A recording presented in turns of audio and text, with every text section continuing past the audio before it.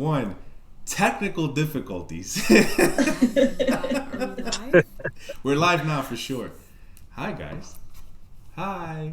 How are you? Hi. What's up, you guys? There you What's go. up? What's up, guys? We're live. We're live for sure now. Yeah, technically. Who do we got in here? What's going on? I don't know. Other Who than do me. we have in here? All right, so Make yourself known. Yours in the chat. Yours in the Starting it chat. The only one that We're was gonna in kinda here was, switch the was formula. narcotics. But I think We're gonna she's switch gone the now. formula around. We're not gonna be saying, we're not gonna be calling out so many years. Yeah, we're just gonna say you're in the beginning Just of the thing. That's it. Exactly. Just to make it a little bit audio friendly for our friends that are listening to this after we go live. I found the tripod. All right, greetings. Hi, welcome to the show. We're live.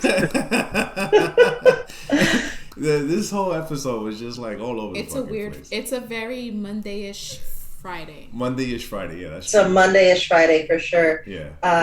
We've had a few scheduling faux pas. A few people's schedules have been changed, and Yeah. so we're doing the best we can here, guys. The best we can with what we have.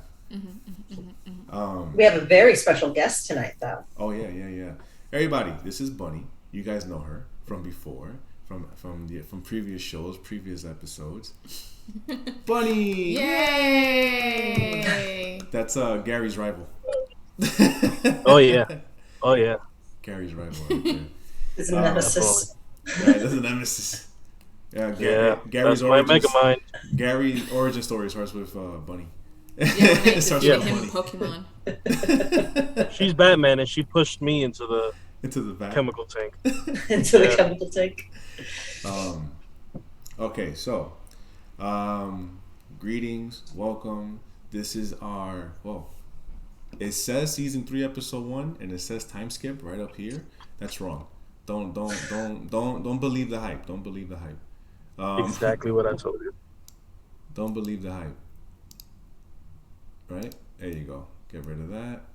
It's the Halloween special. It's the Halloween special. All right? This is season 3, episode 2. Halloween special. We had a contest going, and I fucked up. What happened to our contest? I didn't get the pictures out in time.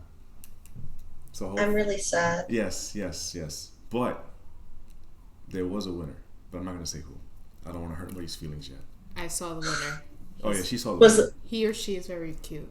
Very cute. Yeah? I think it's a girl. I believe it's a girl. Too yeah. cute. Too cute. Yeah. Really sad. Yeah. If y'all want, You're fired. oh. This reminds me of something I saw on Twitter that says, "My mom didn't raise a quitter; she raised a procrastinator." Okay, we have a pretty decent show lined up for you guys. We have a lot of things going on. We're going to talk about ghost stories. Hey, thanks for hosting. Oh, Lady Crossheart's hosting. Thank you, Lady Crossheart. Woohoo! Appreciate it. Thank you, Lady Crossheart. Yay. Yeah, we're going to have a pretty decent show where we're going to talk about ghost stories, personal, what we've heard, anything Halloween related. I am one of the best characters ever right now. Super scary. Yeah, hell yeah, it's scary. Look, I got little bat ears and everything. Where's the mask? Where's this? There you go. Oh, I okay. should have just I went see to it. town with my eyeliner and just. You should have. Oh, Yes. come on, don't give No, me your that. eyeliner's too expensive. Don't do that. Oh, true. Yeah, it is. He saw my Ulta receipt recently and it was $121. He's like, "How many things you brought?" I'm like, 4. Be happy it wasn't Sephora. Also, Christmas is coming What's up. up, you Everything's guys? going on It's Gary, sale. and I'm reporting to you live from Harlem. It's raining. It's cold in New York. I got the Nike Tech on. I just wanted to do my little intro before I have to go back. It's cold. There's umbrellas everywhere, blowing in the wind like tumbleweeds.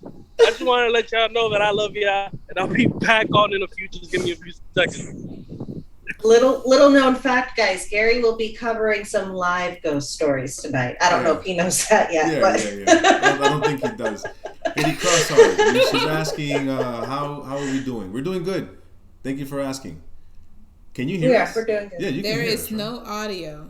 No, that's what she said. Okay, She said, better. okay, better. Yeah. So We've been having technical difficulties all day. Yeah, for sure. It's been a 24-hour thing. For sure. Blame it on the rain. Yeah, what's good, J Pounds? What's going on? All right. So as you guys know, I'm JOKERxNYC. You can call me Joker, whatever. This is Bunny. That's Crystal over there, and at the bottom is Gary, Sleepy Gary. We're all here. It's a short crew, but it's gonna be a long ass fucking night. So where do we start? Well, we're gonna start with our one of our favorite holidays, Emo Christmas. Emo Christmas. Wow. Is that a thing? Yes, it is.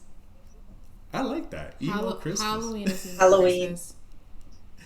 This is the first I've heard of Halloween being called Emo Christmas, but I do like it. I've heard it a lot. It's got a ring to it. It feels like it. In Gary's case, it's got a ring to it because he's like it's got a ring to it for sure.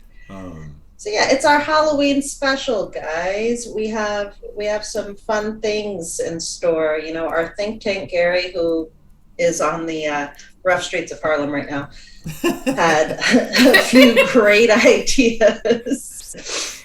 It's like we have a reporter out in the wild, like just right. trying to find those. He's Ollie from Family Guy. And now to the weather, Ollie. It's gonna rain.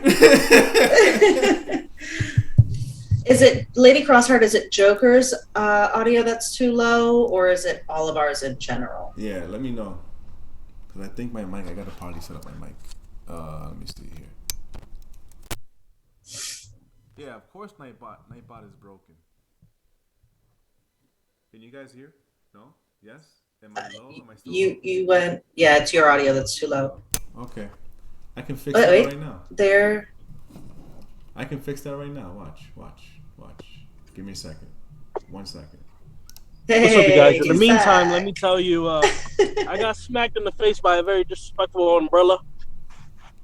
I wouldn't wish that upon anybody. Was it haunted? It was a ghost that just went, what?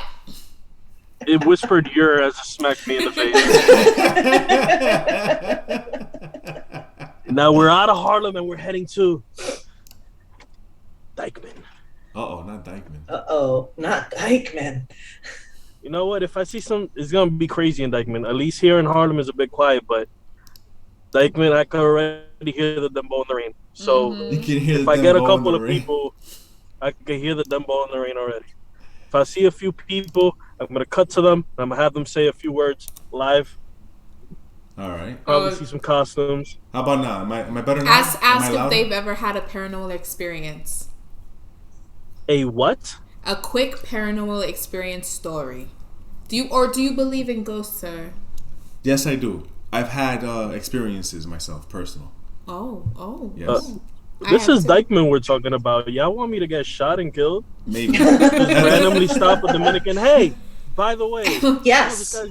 Chimney in hand. This guy's dressed as a dinosaur. I know he's fucking freezing. I don't think he'll get shot. Just ask. You'll be all right. I know he is freezing in that dinosaur onesie with no sleeves. All right. Yes, Lady Crossheart. It is. It's not a poster. It's a tapestry. Here, I'll pull that up for you real quick. My Hero Academia. There you go. Ta-da. It's not a tapestry. It's a tapioca. It's a tapioca. Or that. Tapestry, tapioca, whatever. Same thing, right, guys? All right. There we go. Narcotics. What is up? How's everybody doing? How's everybody doing? How's everybody in the chat? I want to, say sorry. I'm still at work. Hopefully, I will be done fast enough where I can, go back home and green screen it out. Have my dog dressed up in a taco costume. There you go. I want to see this, please. All right, but getting on to the show. Yes. If everybody can hear everybody clearly now. Yeah. Halloween special. Gary, our think tank, the man in the car, the man in the streets. Here doing the real hard work. The real hard worker right now. Came up with the whole list of things that we're going to be talking about, all of our topics. I just, put my own little finesse on them. We're going to start with... Oh, you was excited. I was. I was real excited. We're going to start with real life serial killers that links into horror movies, right? Mm-hmm. So, fun fact, almost a good number of our favorite horror movies are in some way, shape, or form linked to a serial killer. Yes. Right? Friday the 13th, Jason Voorhees is linked to a serial killer. Right now, I'm talking about Michael Myers, Halloween Kills. Oh my God! The Halloween movie. We just finished that movie. Don't tell me how it was yet, because I just read reviews. Yay or nay? Yeah, thumbs up or thumbs down. Yeah. That's all the reviews I got. I didn't watch it. Really? I like the first one. The first one was better than the second one. Yeah, the first one was way better than this one. I was just saying that today, that the first one was way better. And like, there was one part I flipped out over the CGI. I don't even know why there was CGI in that scene. Why is there CGI? I'm so confused. And it was like CGI blood. Everything was great in the first one. Wasn't it the CGI blood? No. The handle was real. The blood was corn syrup real. But the blade itself was CGI, and it looked horrible. It looked horrible. Why? They CGI'd the blade. Oh my God, it looked horrible. They needed the shiniest only in blade. Only in one part, but still. Like, I don't know. It seemed it seemed more like a comedy. And I don't know if it's because I'm older and it's not as scary as it used to be. But just like people like screaming, shouting, running amok, and he's just kind of walking like an NPC everywhere. I don't know. It's like a little corny now. Oh my God. That's so weird. Because, like, I would say that my favorite Halloween movie was the last one. Yeah, that was good. Because of the long take. Wait, hold on. The last one, is that the one that was directed by Rob Zombie? No. Because the comedian, the one... I don't know. Rob Zombie made the remake. Oh, yeah. Okay? But that one's up too. But the Halloweens that are coming out now, this is the John Carpenter, the reboot. Right? Yeah, yeah.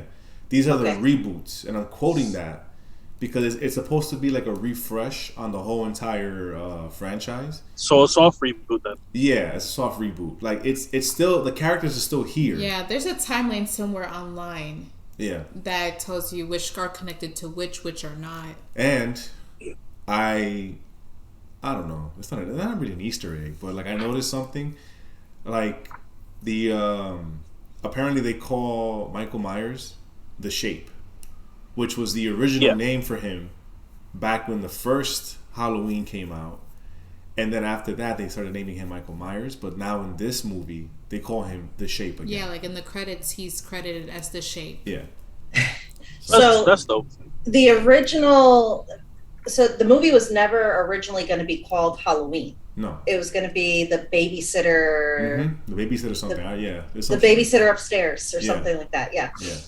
Which I was like, oh, that's weird. I'm really happy they switched to Halloween. Like, that's a long name. It's not. But yeah, it was one of the first slasher films of its time. Slasher movies were not really big back then. Yep. So yeah, and then now this is not confirmed by John Carpenter at all, but it is confirmed. Like it's a really big fan theory, and it makes sense once you learn about at least this serial killer. So one of the serial killers that Michael Myers is based off of is Ed Kemper, aka the co-ed killer. Have you heard of him? The co-ed killer? No. I did my homework on him. Did you? I did. I'm so proud of you. As I was driving around New York in this rain, I was like, you were like would be driving instead of listening. Narcotics is like babysitter. These are like nice kids. Were you listening to podcasts, Gary? Oh, he's gone. Yeah. All right. Sorry. No, you're good. You're good. Were you listening to podcasts to do your homework on him? No, I was not. I was actually watching this one YouTuber. I was going to credit him, but I forgot his name. Okay. But he has an amazing series. I'll make sure that I'll put him in the highlight on my YouTube and as well as the JXN crew. because literally everything you bullet point, he has a video on his YouTube channel. And it's a quick, like, good 15-minute videos, too. It's not these 40-minute documentaries or anything like that. I like it. Yeah, I absolutely want that info. So, and he has an accent, so that kind of helps, too. Okay, so Ed Kemper, a.k.a. the co-ed killer, Gary's going to drop us a link for that as soon as he gets a chance. For anybody else who does like to listen to podcasts, Morbid, which is one of my favorite podcasts, they do an awesome episode on Ed Kemper where they really get into him. Also, if you do like true crime or anything based off of true crime, there's the show Mindhunter on Netflix. Oh, yeah. And they get into Ed Kemper. He's sick. Listen, midway into the video, I was doing my homework, and then when I saw that picture, I was like, this is Mindhunter. Yep. And I was like, okay. Yep. Ed Kemper, he's wild. He was 6'9" with an IQ of 145, putting him at genius level. Okay? This was at his peak once he was an adult. Putting him at genius level. Yeah. He was ignored by his parents, who started locking him in the basement just under the kitchen. It was almost more like a crawl space. It was a door on the kitchen floor of their house. They would lock him in there at night. No lights, no nothing. Get down in the hole. Good night. And put a padlock on it. He was in there. They started doing this after they found a dead cat in his closet. Wow. So it's, at this point, it's the 1960s. Yeah. Not the best parenting happening. No. Not the best parenting, not the best in mental health, none of that. So, it also goes to mention that he was empathetic to begin with, because there's certain serial killers that lack that empathy when it comes to killing animals. But if I'm not mistaken, his family owned a farm or a butchery or something like that, and his father would make him do all the kills on the animals to kind of not form him into a serial killer, but just not make him into what his father said, a sissy. That was his grandfather. Thank you so much for the correction. Yes. And so, killing animals and hunting and stuff became a norm to him, and his parents had to actually tell him, it's okay to kill these animals, but dogs and cats, that's kind of like, a little crazy. Yeah, for sure. Yeah. So they started locking him in there after they found the dead cat because they were afraid he was going to harm his sisters. Oh, interesting. That was the solution. Eventually, his mother and his father divorced. His father left, completely gone, never to be seen again. And his mother sent him to live with his grandparents. This is when all that stuff that Gary was talking about was happening. Grandpa's taking him out shooting, killing the animals, this, that, and the third, to try and channel all of that, try and make him grow up to not be a sissy, blah, blah, blah. Don't be a sissy. Don't be a sissy. Well, he was so determined to not be a sissy that at 16 years old, his grandma pissed him off and he killed her. There you go. That's how you do it. And then I would also add that his parents was the most closest to a normal life he had. Yes. Even though they were kind of, it was better than what he was with his parents. Exactly. Yes, 110%. But yeah, so got upset, killed his grandmother. He followed that up with his grandfather when his grandfather got home because he didn't want his grandfather to be heartbroken and upset that his wife was dead. Yeah. So he killed him too. Yeah, makes sense. That's good of him. Makes sense. It's, right. Connecting dots here. Oh, about the reason why he killed his grandmother. Oh, wasn't she? He just wanted to see her dead. There was no explanation. He just said what it was like. That was it. She did bitch at him a lot, though, and he wasn't a big fan of that. Yeah. What's up? Y'all have a lot to catch on. What does he mean? I don't know. What do we have to catch up on? Yeah, that's why I asked.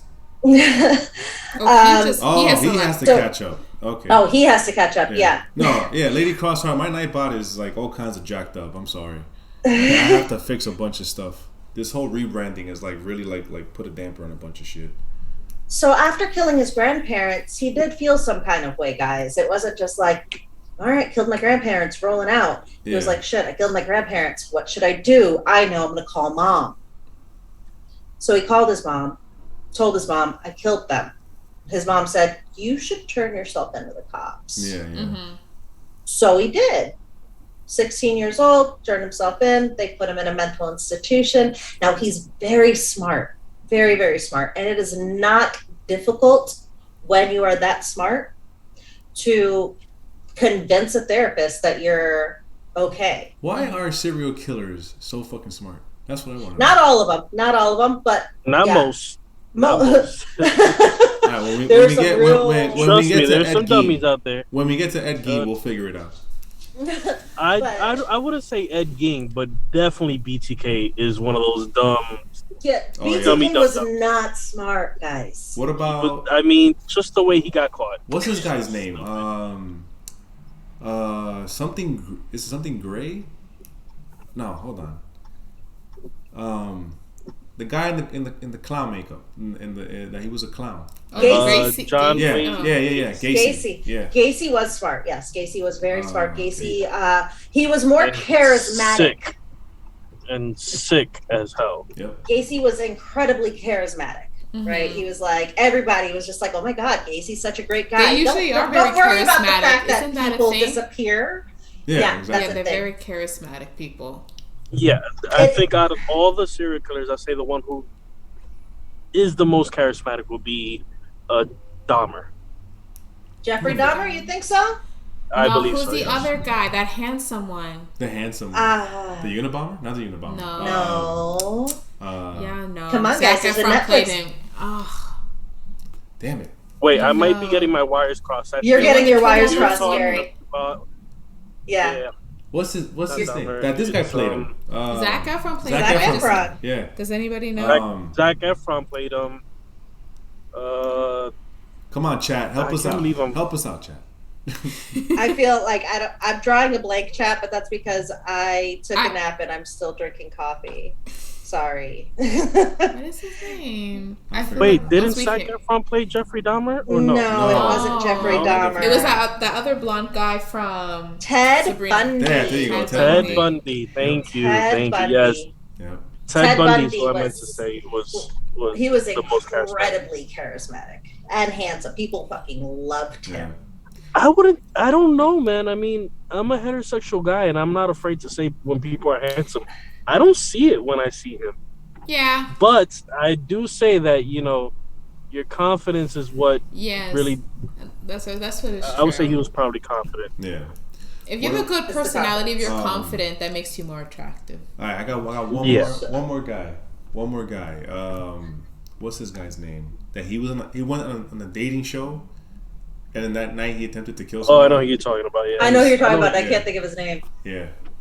He became known as the dating show killer. Yeah, dating show killer. Yeah. First off, you guys, let me do a disclaimer. Our hearts go out to all the victims and everything. Yes.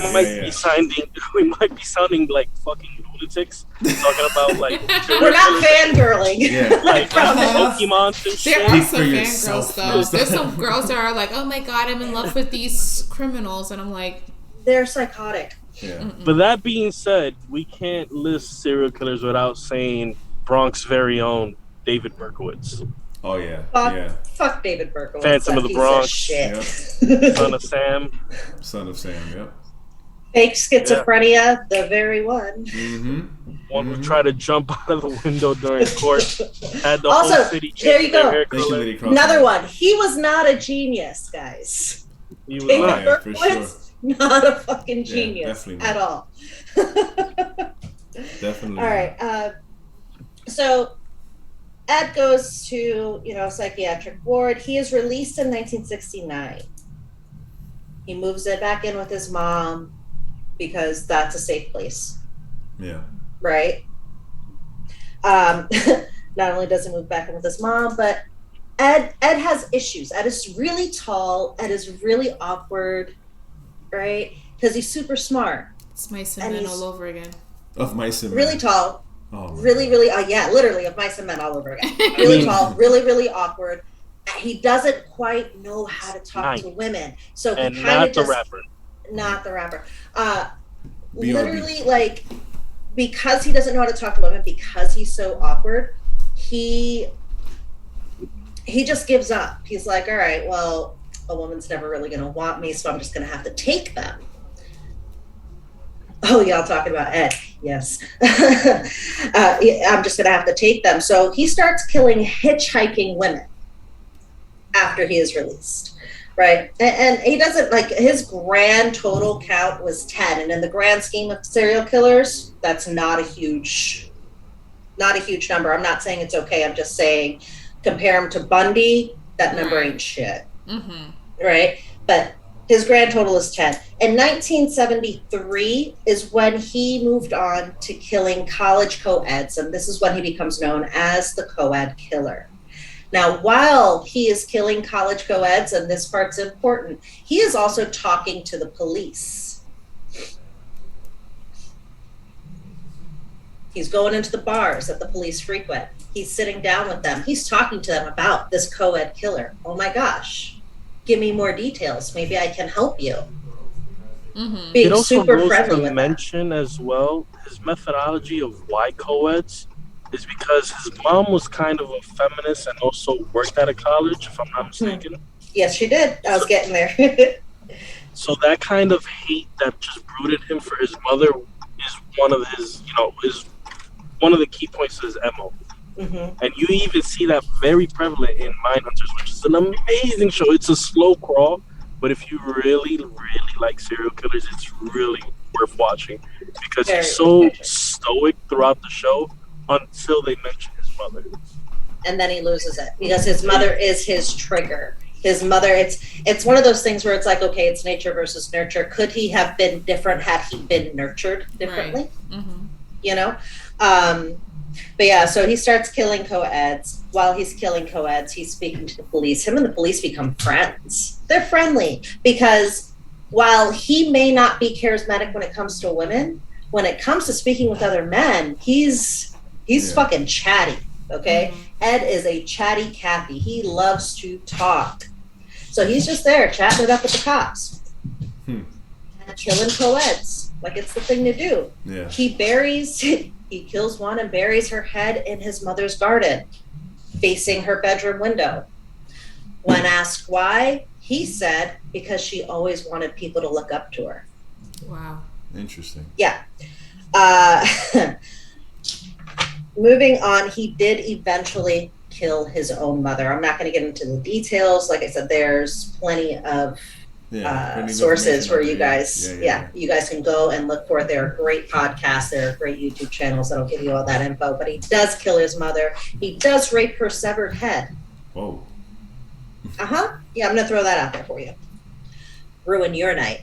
And then he goes on the run. Okay. Literally. He goes on the run.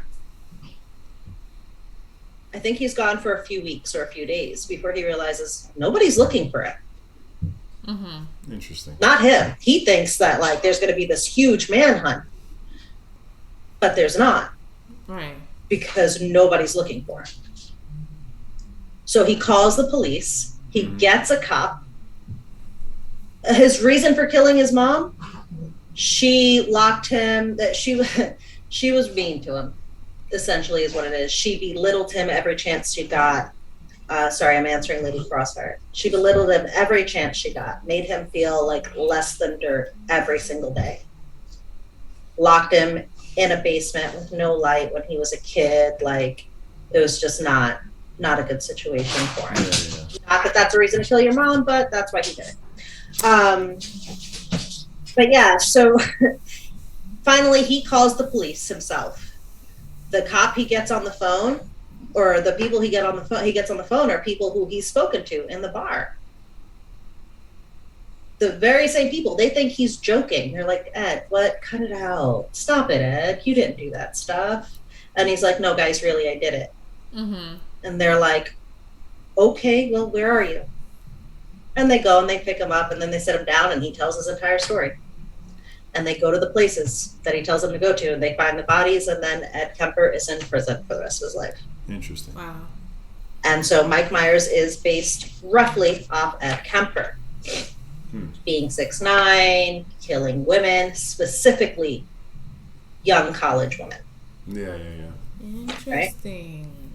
Right? The next one, the next one that he is roughly based off of, according to fans, is more myth than fact, more urban legend than anything else. But as we all know, there's a hint of truth behind every urban legend. Yeah, of course. We just can't find the truth behind this one. Mr. Stanley Steers, something of a conundrum. There are no facts to be found on him whatsoever. The one thing I did find said that it's possible the government got rid of it. And I'm like, why? Why? What are you not telling us, you know? A lot. Lady Cross was like La Llorona. Yes. Yes. In 1912, 2 boys were born. Okay. One to the Steers family and the other to an unnamed family.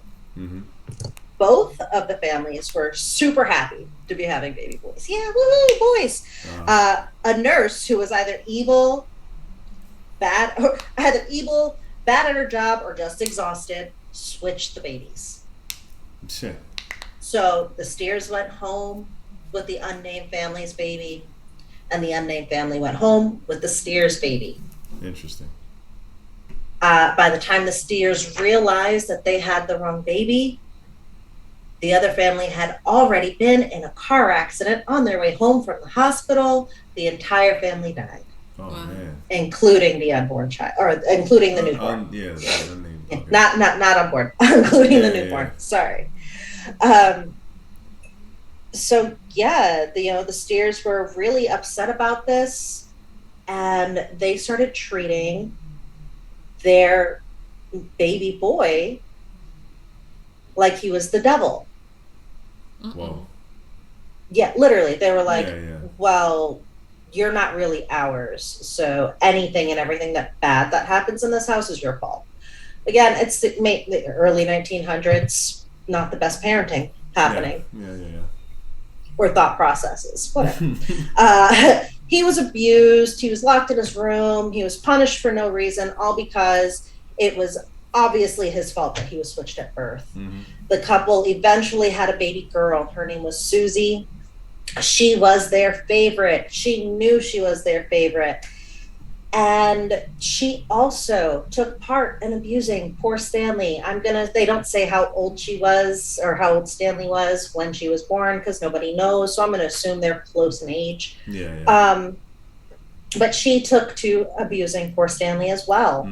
Well, flash forward, October 30th, 1923, Stanley wanted to go trick-or-treating, and he was told no, he couldn't.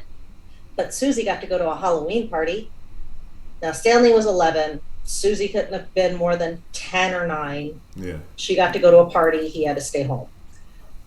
I'm sorry to cut in, Crystal. I am live here on West 88th Street, St. Nicholas. It's raining as hell out here. They put away the plátanos. I think the last thing that's out here right now is some yucas. And I think they're working on putting them away right now. I don't think this interview thing is going to work for today. I didn't know it was going to rain on a Halloween special. But there's only yucas out here, and they're putting them away. Even the barbershops are empty. I think there's just one guy getting a fade. But back to you over at the station. I don't know why the hell I'm out here in this rain. Joker, this is foul. You heard it here first. You heard it first, guys. Back from the dead. Oh, wow. What's up, Illuminati? What's up, Illuminati? So, yeah, Susie gets to go to the Halloween party. Stanley's pissed, like really, really fucking angry. Yeah. So, when his sister comes home, he's holding a butcher knife and he stabs her to death. Whoa, there you go. That's how you do it. You know, that's how we deal with anger. Yeah. Healthy ways. And then he was like, projectile. And then he was like, I stabbed you to death. Mom and Dad are upstairs. I should probably handle that real quick. Exactly. Yeah. So he goes and he stabs his mom and dad to death, and then he stabs his dog. There you go. No. Because why not? Yeah, I'm like, why?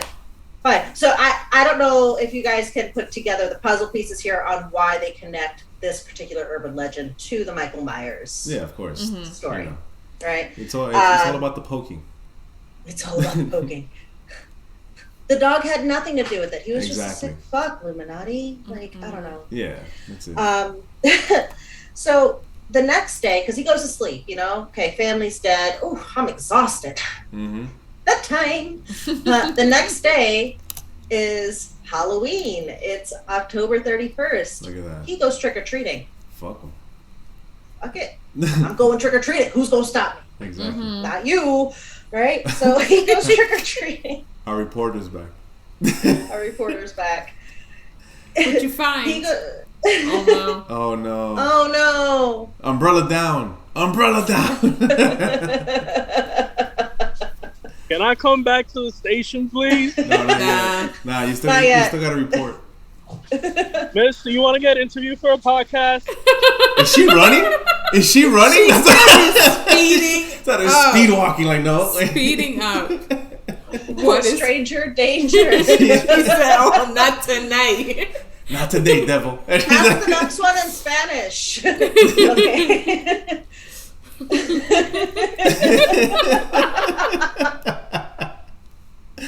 Oh my god. Oh god.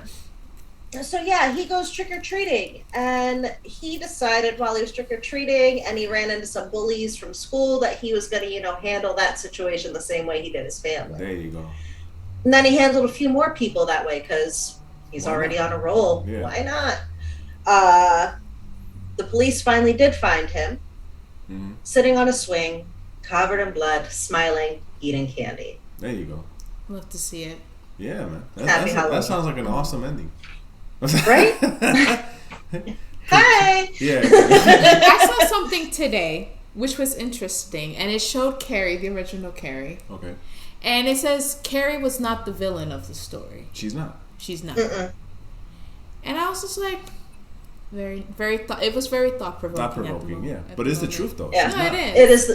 It is the truth. If you've never read the book, and all you do is watch the movie once, then it's easy to think that Carrie is the villain of the story. Yeah, exactly. But especially once you read the book, and it's Stephen King, it's a very long book, and it's kind of hard to read because it's Stephen King, but it's obvious that she's not. Mm-hmm. Yeah. All right, so last thing for Halloween. Carpenter has only confirmed one thing. And you can find this one thing that he confirmed. Where the hell did I put it? Sorry.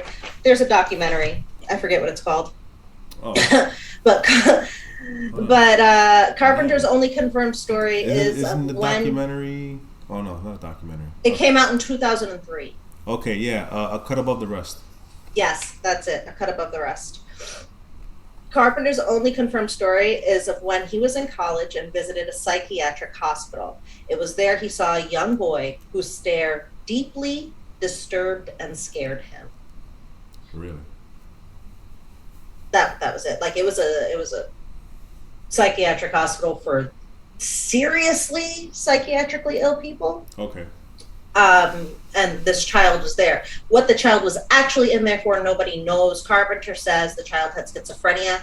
It was a young child, and schizophrenia does not develop until about 16 years of age. Mm-hmm. Okay. So no, it wasn't schizophrenia. It was something. Mm-hmm.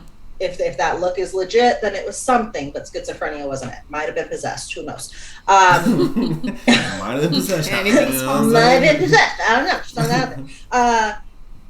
But this is obviously quoted in the movie when Dr. Loomis describes this look, saying the eyes.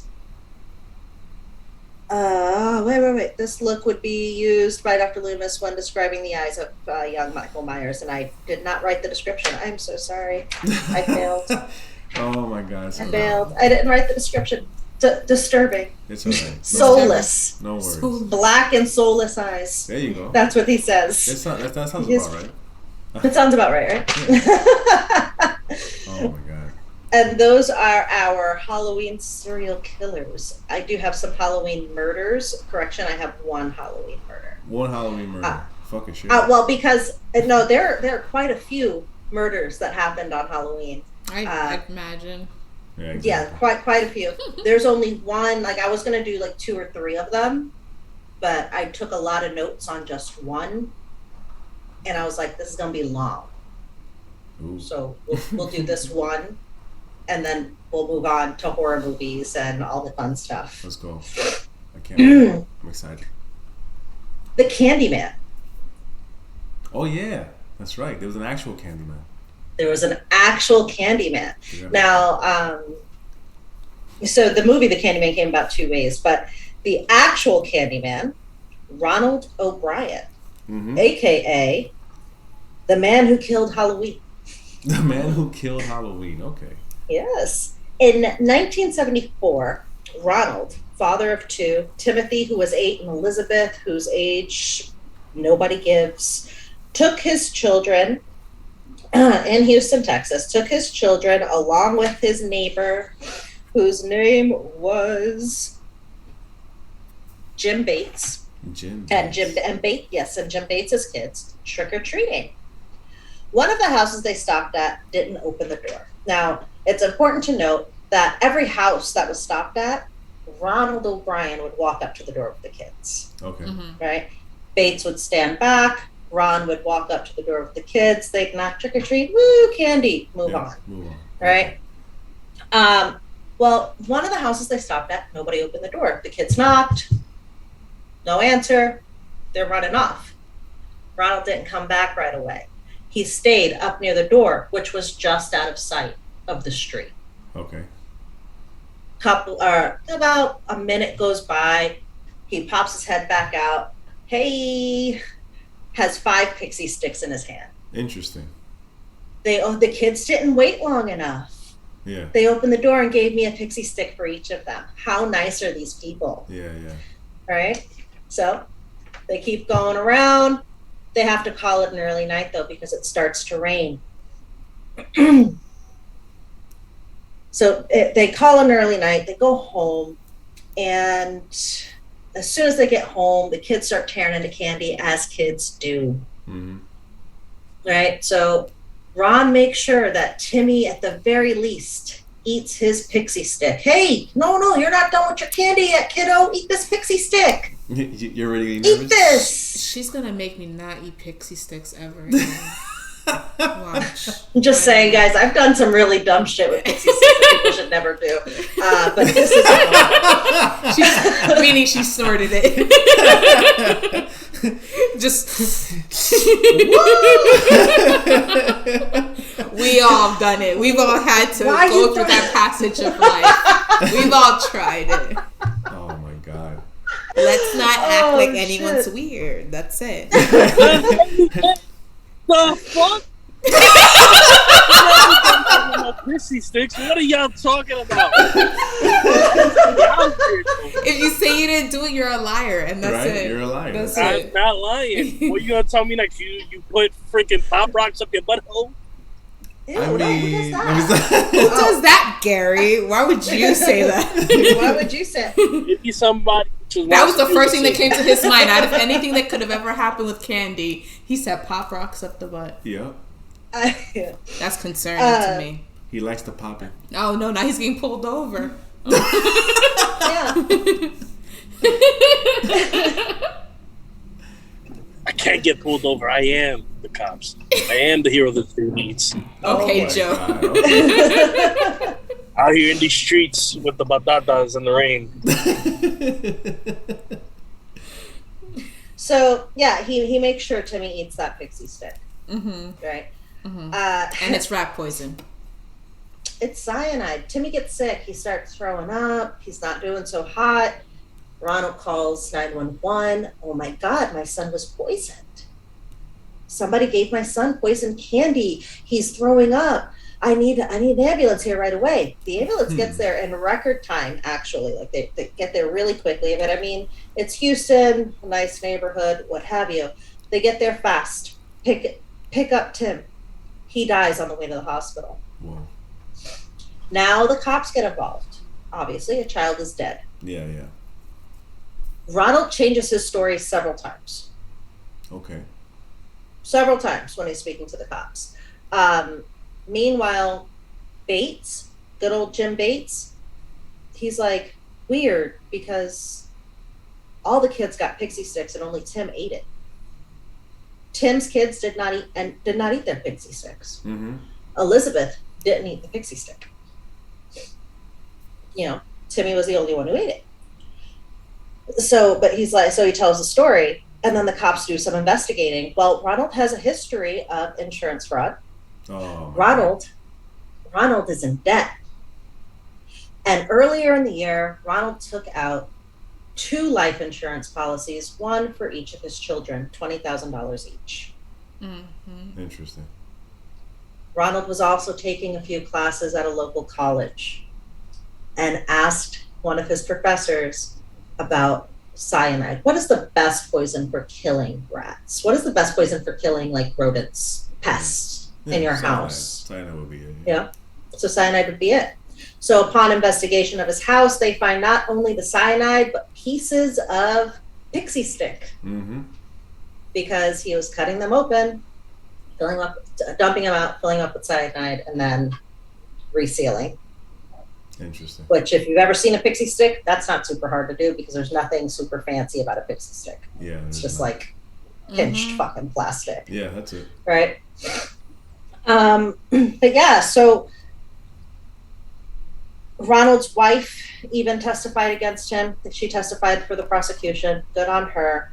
He went to prison, and in 1984, he was executed by a lethal injection. It was actually, yes, it was actually his, it was actually the people in prison who named him the Candyman. Oh, okay. Because they're heartless. Yeah, of course. And they're actually not too kind to serial killers, or not serial killers, children killers. Children killers, yeah. Mm-hmm. Children killers in general. A lot of inmates, I've heard a lot of stories like that. A lot of inmates don't Hey, do you want to get interviewed for a podcast? Oh my God, this guy. No? Okay. Right. I try. What is going on? Keep trying, don't stop. Yeah, right? I won't. Not until we get at least one person. He's gonna go to his mom's room and be like, Mom, help me.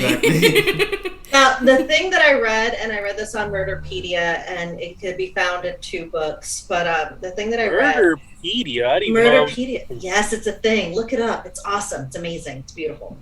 Everything you want to know about serial killers, murderers, what have you, it's going to be on there. Again, people, we may sound weird, but we do not condone any of the actions taken by these serial killers. Nah, I'm not with these 2. Like, I can watch all the horror movies, paranormal shit, all that kind of stuff. But like, when it comes to watching, what did you used to watch a lot? The true crime documentaries? Yeah, those true crime stuff. I don't know. That's what scares me, because I'm like, this really happened. There's people out here doing this crap. It's set in reality. So I was like, nah. Are we done? Are we done with the murder stories, ghost stories, and all? Yeah. We're done with the murder stories. We're moving on to horror movies. Well, real quick. That's my topic. Real quick. Go ahead. I just wanted to mention something. Actually, no, forget it. It's a little tasteless. Forget it. I'm not gonna mention it. Let's move on to movies. I kind of want to know. I want to know now. What the hell? After the show, it's a little. It's kind of like a little personal. So not personal. Is it a bit risque? No. It's like legit something like bad happened, and what? I remember the one show that I was like, oh, I used to go to school with that girl. Oh, okay. Okay. Yeah. It's a girl that we went to school with, Crystal. Oh. I mean, I knew her, for sure. So it's not a Florida man story, it's a Florida girl story. Yeah, exactly. Yeah. So all right. Yeah. Florida. After the podcast, I'll tell you guys. No fucking wonder y'all was doing weird shit with pixie sticks. That was in New all York, makes sense actually. now. I was in Long Island when I was doing weird shit with pixie All sticks. right, get it Even straight. worse. That's the Get it Florida of straight. New York. That's the Florida. That's the Florida. Oh Oh, I God. can't. You're a dick. All right. no. So, horror movies. Did anybody? All right, so you guys watched Halloween Kills. You Yeah. gave it a thumbs down. Thumbs down, I don't for even sure. want to see it now that I know that they CGI'd the knife.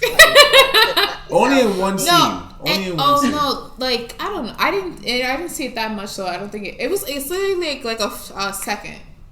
Yeah. That one scene. Yeah, it's that one scene. It's more. It's like. But at there least was like another 3 scene that seconds. kind I of was like threw me off, and I was just like, why did they do that? I didn't like it at all. Which one? I don't know if it's spoiler. Well, it's not really spoiler, but there's a scene where he gets demasked, and there's a long portion where you don't really see his face, but they kind of show him, and he's just like It's an old man. an old man. Yeah. And it kind of like took away like the horror aspect. I said, "Oh, he just old." I mean, He's just cranky. He just needed his nap. right? Exactly. He was Fucking like, nap, "Where's my like- meds, Martha?" I don't know why they did that. I was like, "Oh, he's just an old man." Like when he has the mask on, I'm like, "Oh, he's kind of sexy." You know, maybe I could fix him. maybe I You can know? fix him. I like to fix broken things. Right? I would know what Change. button to do. It's the Will Shatner.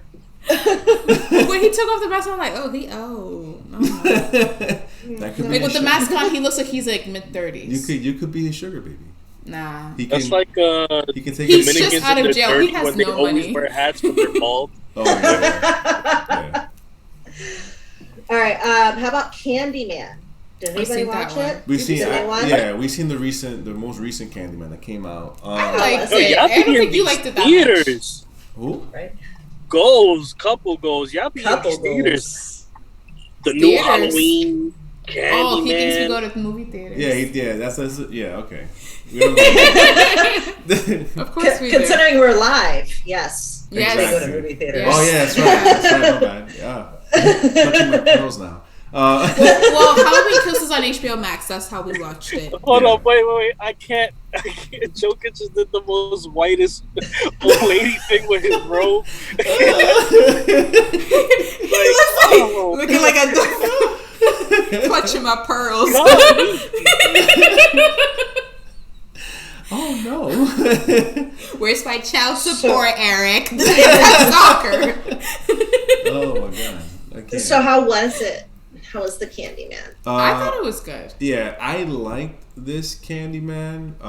It did a lot of references to the original. A lot of references. And what I like about this Candyman as well, they don't count part 2 and part 3, which is a good thing. Oh, nice. Which is a real good That is a thing. good thing. Yes. So part 1 is Candyman. Dr. Manhattan was in that one, right? Who? Dr. Manhattan? Was he? I believe so. The main actor, he plays Dr. Manhattan in the new Watchmen. Oh, in the new Watch. I haven't seen the new Watchmen yet. Oh, you missing out if you didn't see the new Watchmen. But we're talking about horror today. We'll talk about that another day. Yeah. So Lady Crossheart wants to know, was this the son? Okay, so I mean, if you guys want spoilers, Spoilers? I'll give it. I'll give Spoil it. You it. know what? Let's go. Let me do it. Let me put But the. that's the big spoiler. spoiler. That's big spoiler. well, That's like literally the plot twist. It's okay. Welcome She's to like, I ain't wasting my time this on is the mediocre Halloween movies. special. This is the Halloween special. This is the Halloween special. Oh, they see? She's not even gonna watch it. Okay, cool. So Oh yeah. all right, here Okay, we go. go. So spoiler alert. Okay, so apparently, so what happens is that it is the son. Yes, technically speaking, it is the son. That baby. Yeah, right? the baby that he ended up. Rapper? Who? No. Just another one of my corny jokes. Yeah, Oh. ignore him. We don't. Oh, the baby no. rapper. Okay. Yeah. Kadoosh. Yeah. Anyway, all right, so it's the baby that he ends up taking in part 1, where he's like going into the fire and stuff like that and all that. But in this one, they blame the lady from the first one. I forgot her name So they blamed her. They thought that she was the one that was doing everything or whatever, but it turns out that she was actually saving the baby. But the mother of the baby twisted up the story where it was like her fault.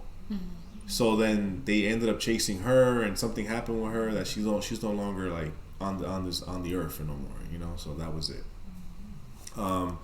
Then the baby becomes a man, and shocker. You don't say. He ends up like it grows up. Yeah, exactly.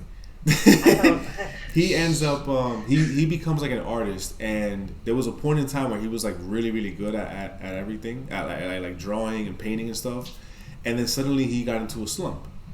So he ended up hearing the story about the Candyman, and he went to visit this place, and then things... He became like obsessed with the story. Yeah, he became obsessed with it. And it was giving him inspiration for his art. Yeah.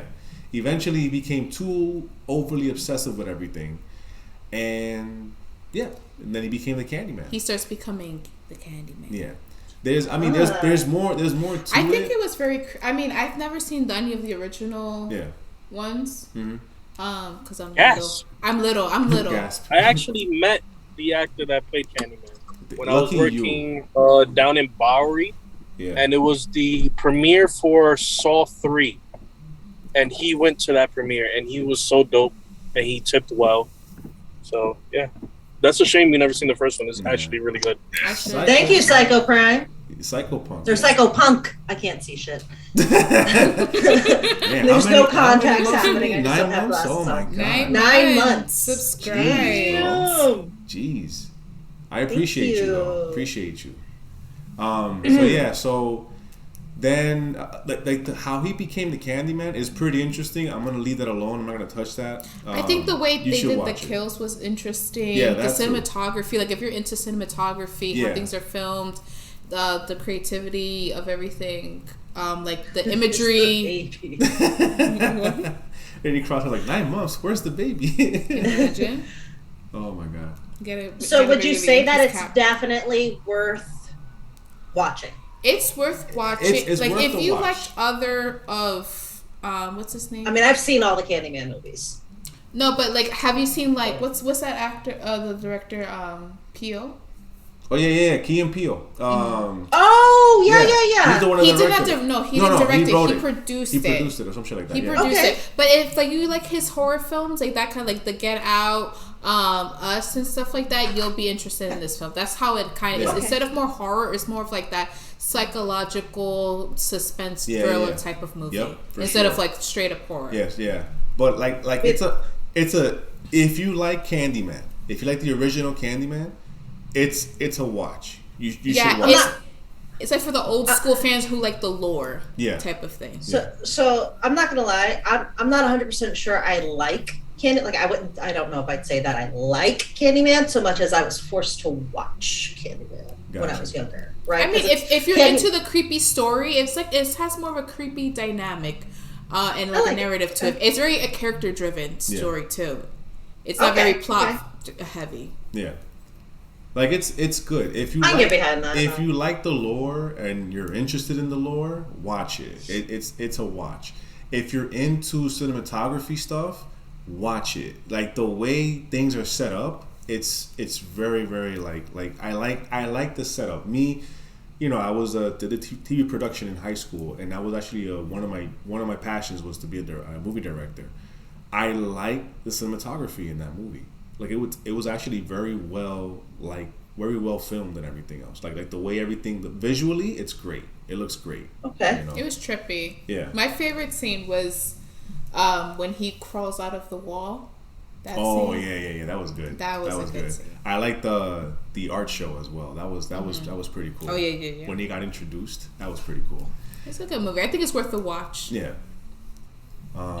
For sure. So fun fact about they taped her to the chair and forced her eyelids open while diligently dropping eye drops in her eye. What?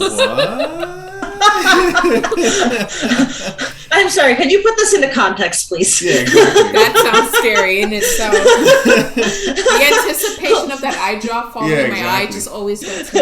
Like I just started blinking. Just do it. It can't go fast enough, but when it falls, I'm like, oh, that was too fast. Oh, so, man. Fun fact about the Candyman, a little backstory for that. So, you look in the mirror and you say Candyman however many times. Candyman, Candyman, Candyman, blah. Oh, that's how she... Oh, he's talking about you. Like that you were forced to watch it? Like, yeah, they're like... that, The Exorcist, all those movies, they're like, watch, bitch. Yeah, I was like, I don't want to. It made you the person that you are now. It did. You're welcome. God, that's so scary.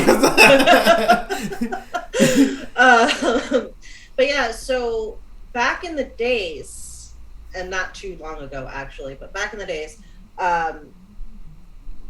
especially when you lived in apartments and in cities, so like the projects and shit like that, you used to be able to take your medicine cabinet out. Oh, yeah. And you'd be able to crawl into the space behind the wall. Yeah. Oh, no. Yeah. So, I mean, it's not something people did. It's not something people were like, oh my God, I'm going to just pretend like I'm not in my apartment today. Ha, ha, ha. Yeah. But it is how a woman died. She was I think she was an elderly woman. I heard the story a long time ago, but she was in her apartment one night and some people broke into her apartment, not through the front. Oh. Obviously not through the windows because there are fucking bars on the windows, but through that medicine cabinet. Mm-hmm. Nah. They were hiding in the walls, pushed out the medicine cabinet, killed her, went back into the walls, pulled the medicine cabinet back in. Look at you. Look at that. Look at that. Fun fact. Fun fact. A little nightmare driven there. Nah, you see, now she's gonna have me like go to the bathroom and be like, shake the mirror, and be like, how updated is this shit? It's an old building. Yeah, it's an old building, but the bathroom's new. They've definitely changed. Like, have you ever seen The Boy? Yes. And you know what I'm talking about at the end? Yeah. Yeah. Oh, man. I was like, man. Sounds like Critters. Exactly. Yeah, yes. All right. Malignant. Did anybody watch that? Malignant. Why does it sound familiar? No, that was that. It was the new one on HBO Max, and I really wanted to see it. But it looks, I don't know. It looks too. I don't know. It didn't capture my attention. Is it a remake? Or reboot? I did see Malignant. Did you? I saw it in the theater. I was on a date. Oh, he was on a date. I'm about to mute you. That girl is never allowed to pick another movie. It looks bad. That's what I'm saying. I was going to watch with my mom, and I'm like, nah, this kind of looks cheesy. How was it? Give us a review. I would say this. It was an interesting concept ruined by doing too much, if that makes any sense. It looks too artsy, right? Happens. It looks too artsy. I wouldn't even say it was artsy. It didn't know what it wanted to be. At times, it was very suspenseful and it was good. And then at other times, it was just like, what are you doing? Like, it seems like two people directed this movie. You have amazing scenes that I've never seen nowhere else that I would just accredit to this movie. There's this one, it's just, we'll get into spoilers towards the end of it, but one scene, had they just hit it well, I would say it would have saved the movie, and that would have been my Halloween movie for the year. Interesting. Okay, all right. Psychopunk, did you see it? Psychopunk is the Boy fan. I am the Boy fan. I didn't watch The Boy 2 because it looks terrible, but I watched the first one. It's one of my faves. Okay. Speaking of unnecessary sequels, The Conjuring 3.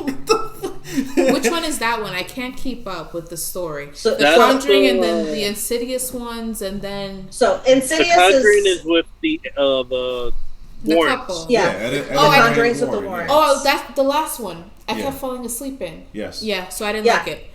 Unnecessary fucking sequels. Like the first Conjuring. Beautiful. Perfect. Yeah, exactly. Beautiful. There was no need. But now they're trying to milk else. it. They're doing too much. Yeah.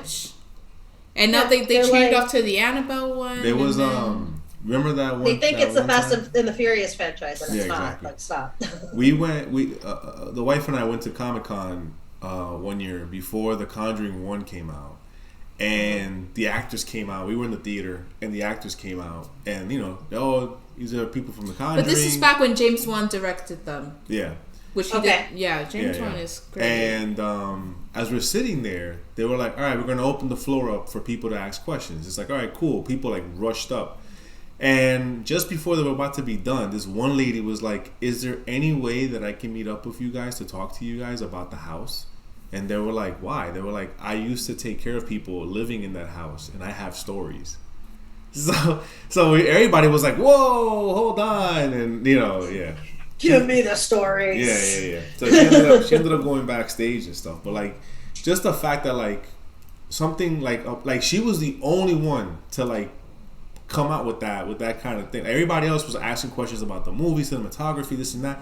She was the only one that, like, walked up to the mic and was like, can I meet up with you guys and talk to you, like talk shop? Because I used to practically live there with people I used to take care of there. Nah. Oh, what's Psychopunk saying? Oh my God, this is like. So not to give spoilers, imagine things happening in the house, and every time things happened, a porcelain doll of a boy is left in place every time, and there was no real explanation for phenomenon, except for the crazy idea that a porcelain doll is possessed and moves at will. True story, Psychopunk, I've seen actual possessed porcelain dolls, and it's why I don't own any. Dolls scare the crap out of me. I mean, I have dolls. They're just not porcelain. No. They're just not porcelain. Growing up, my mom is a horror movie buff. But also my mom, me and my age growing up, she didn't care what I watched on TV, like most parents do now. Because most parents are like, oh, we don't like this, so we're going to, call the provider and ban it or whatever like that. My mom didn't care what I watched. So when I was around 7, I watched Chucky for the first time. And the way my room was set up, was I had a lot of toys. I was an only child at this point still. So I had a lot of toys and no space. So what my mom did was she would hang my dolls on the walls. Why? Because she was like, oh, it's cute. But then after watching Chucky and getting scared shitless, I'm in bed and all my dolls are staring at me. Like from above. And I'm like this. She's like Bart Simpson in that one Treehouse of Horror episode with the clown bed. And he's like the face, and he's like, oh. Yeah. I made my mother throw out all the toys and dolls that I deemed unsafe to be in my room. Unsafe. What's Psychopunk saying? There's a theory that if a porcelain doll exists for 100 years or longer, a spirit inhabits the empty husk of the doll. And to top it off, there's video proof.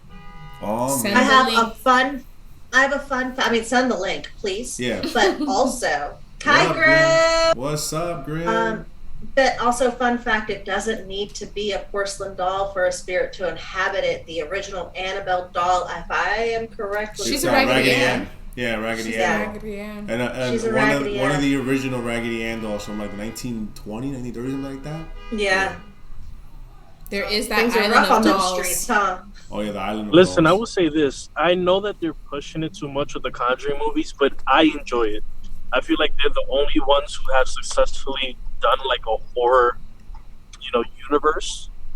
Because their movies are not only the Conjuring, they follow the Annabelle stuff. They follow. Yeah, but not all. There's like 3 Annabelle movies, and only 1 out of the 3 was good. The Nun movie had so much potential. I will check and out. it was so trash. They dropped the ball. Oh my god, that movie has one scene in The Conjuring where she comes out the painting and is just walking was more scary than that whole Nun movie. Yeah, for sure. That one scene. Yeah, the Nun movie sucked. It was terrible. But I will say this: I'm fully invested until they finally hit on what they've been teasing since like the second movie, which is Amityville. Like they keep teasing it in every movie, and then you think every time it gets announced that they're gonna finally cover it, and no, it's just another teaser, and it's another. Who do you think would be a good actor to play the father in this generation now? Ryan Reynolds. Ryan Reynolds, duh. Nah. No, you think he did in the last one. Yeah, but he ain't gonna do that shit again. Chaco, because I need motherfuckers who get my corny jokes. Because he was in the remake of the other Amityville horror movie. We know. This is all because Bunny's here. Joker's trying to act all cool. He would usually laugh at my jokes. All right, we're gonna move on. Listen, clutching my pearls. We're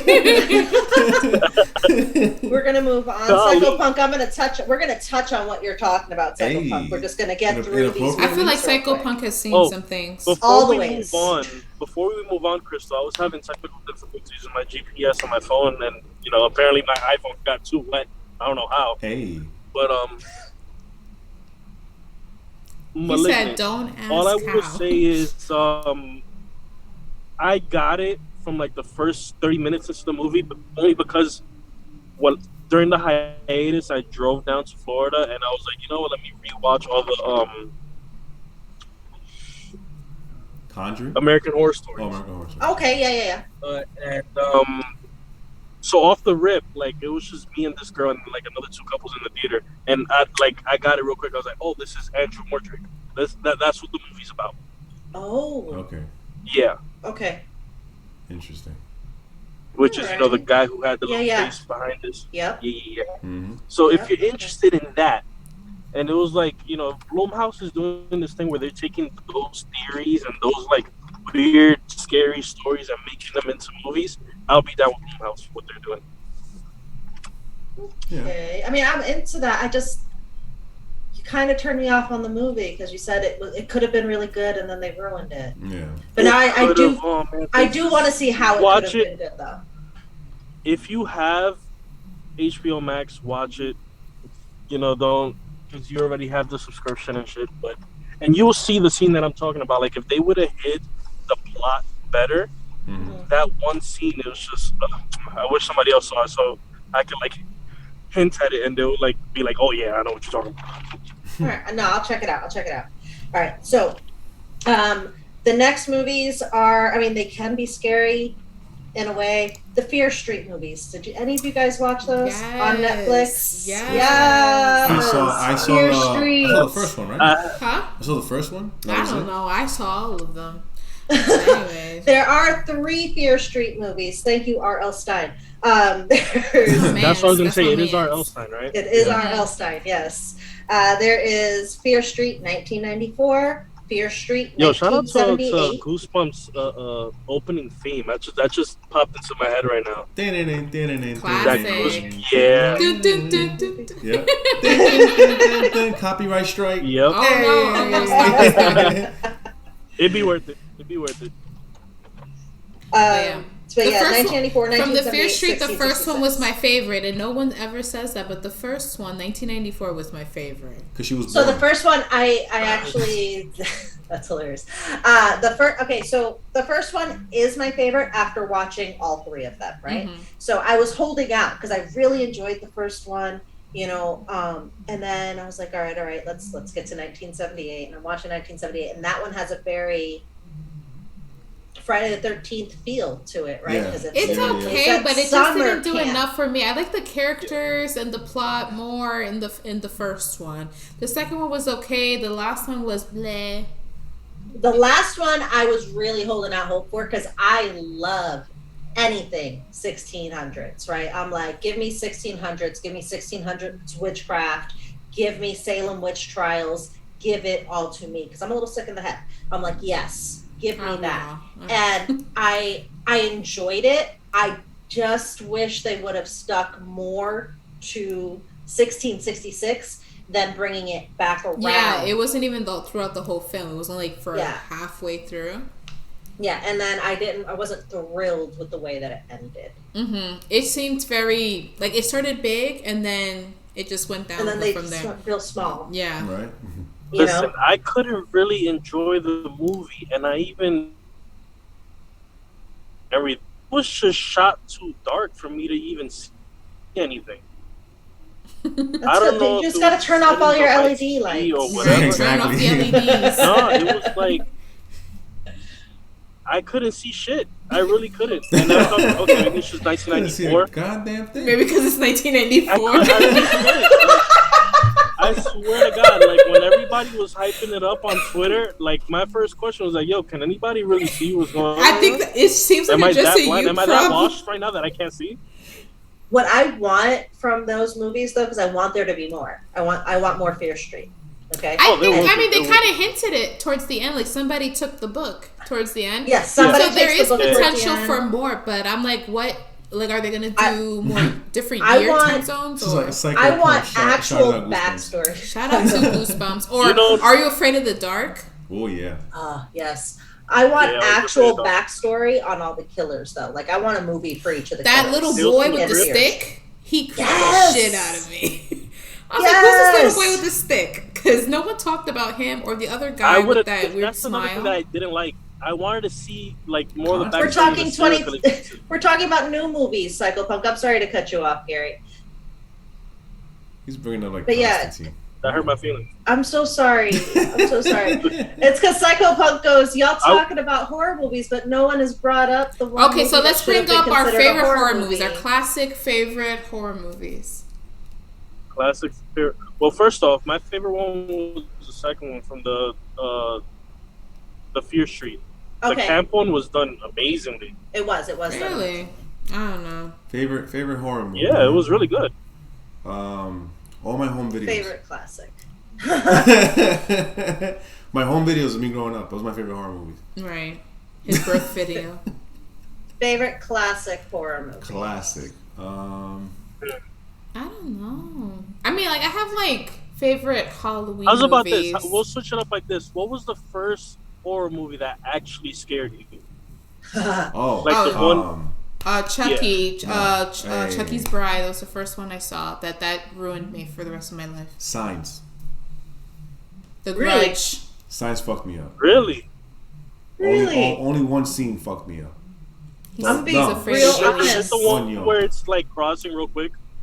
You too? Yeah. He's like, just like when this guy jumped, he's like, oh. What is that? You know what's crazy, Joe? This is why me and you are soulmates, because the first movie that actually scared me, that had me looking over my shoulders, the Sixth Sense. Oh, the Sixth Sense? That scene where the little boy is peeing and that ghost just boom. Bro, it was hard for me to stand up and pee for a while, man. I was a lady for a bit. My piss was feminine. What is They by Wes Craven? Who is that movie? Who? Psychopunk says They by Wes Craven. Wes Craven's amazing. Wes Craven is amazing. That does sound familiar, that fucking movie. So I watched, while you figure out what that is, I watched quite a lot of horror movies when I was a kid. My family sucked, right? They were all about the horror. Mm-hmm. So it's hard for me. I want to see the one that... My mom got looks from taking us to the movie theaters, watching scary, Yeah, my mom took me to the theater to see Carrie 2 when I was 6 or something like that. I don't know why, man. So I grew up watching. Oh my god, yes. That movie fucked me up. The reason...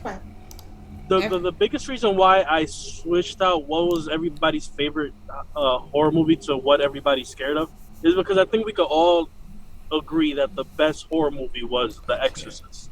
That's the one that literally like traumatized me for life, was The Exorcist. My brother's dad, we were living in Pennsylvania, and at the time we lived across the street from a cemetery. Okay, so we're living in this apartment in Pennsylvania. We live across the street from a fucking cemetery, and it comes on TV. Right? He sees that it's going to be on TV. We didn't own it on VHS. We didn't own it on DVD. He sees that it's coming on TV, and he says, "You two are sitting on this couch tonight, and you're not getting up until the movie is fucking over." Damn.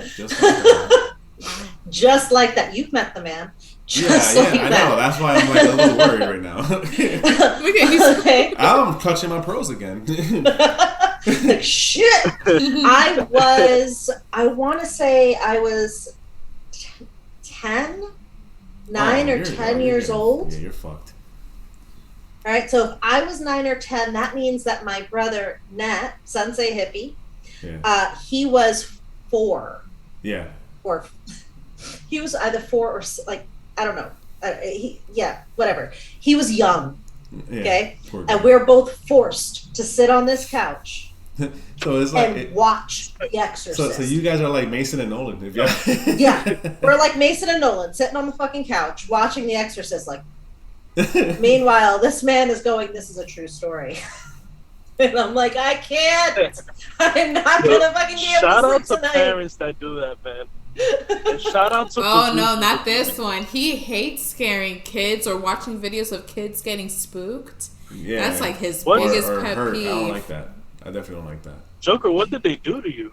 A lot. What was I grew up watching Unsolved Mysteries and so Tales from the Crypt and... So did I, every Saturday morning when Tales from the Crypt will come up, my mom would be like, you see that guy right there? It's my brother and sister. You know, that guy looks like your father. What is his name? The guy from Tales from the Crypt? What was his name? The guy. The skeleton? I just call him the laughing guy from Tales from the Crypt. No, he hasn't. Oh, the Crypt Keeper. Yeah, the Crypt Keeper, yeah. The Crypt Keeper. His laugh. That distinct laugh. I would hear that shit in my nightmares. That laugh. Oh my God. Tell me I'm wrong. It was pretty. You know what's not horror, but I will consider kind of horror adjacent, only because of the sheer love that this man puts to every opening, to every episode. Spawn. Oh yeah. Yeah. All right. You know, Todd McFarlane opening up every morning. Every episode, it felt like it was just like some serious shit. It did. Yo, you motherfucker. I'm dying with Psychopunk right What do you call a hooker that doesn't take any He's gonna money? go boot to his kid. This is what you're gonna see in this episode. So, Gary, Psychopunk says, if I ever have a child, Joker, I'll send you a video of my child getting scared. Once that baby's born, Psycho's gonna be like, boo, and the kid's like, that's for you, Joker. You gotta do that, man. They gotta go through that. I remember my mom locked me in a room saying Chucky's in there. Oh my God, my mom did that too. She tempted me in with a video game. I still to this day do not forgive her, but it made me who I am. Right. I never trust nobody. My mom said, because she knew I was terrified of Chucky, so she would use it against me. So if I was behaving badly, she's like, oh, I have a Chucky doll somewhere in this house, and if you don't behave, when you wake up, he's going to be right there in your fucking face. So get out of bed because we got school. And I'm like... So get out of bed because you got school. Yeah. I'm telling you. Yeah, she's an extremely heavy sleeper. I am not a morning person. Yeah. Yeah. Like they could be an earthquake, a tornado, and the fucking and a fire going off, and she's snoring the whole way through. No problem. That's not true. Yeah. Okay.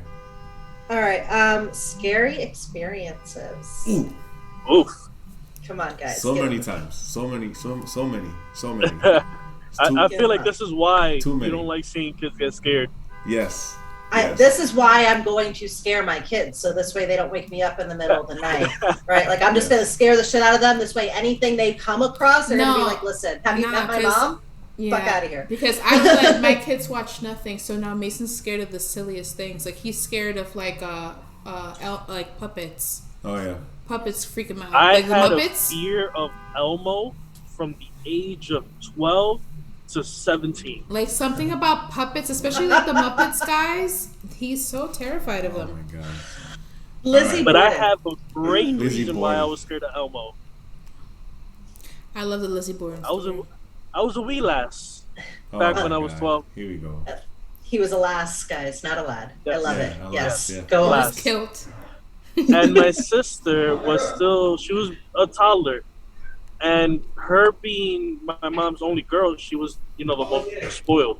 So she had at that year, which was the first edition of Tickle Me Elmo. Tickle Me Elmo, I knew it.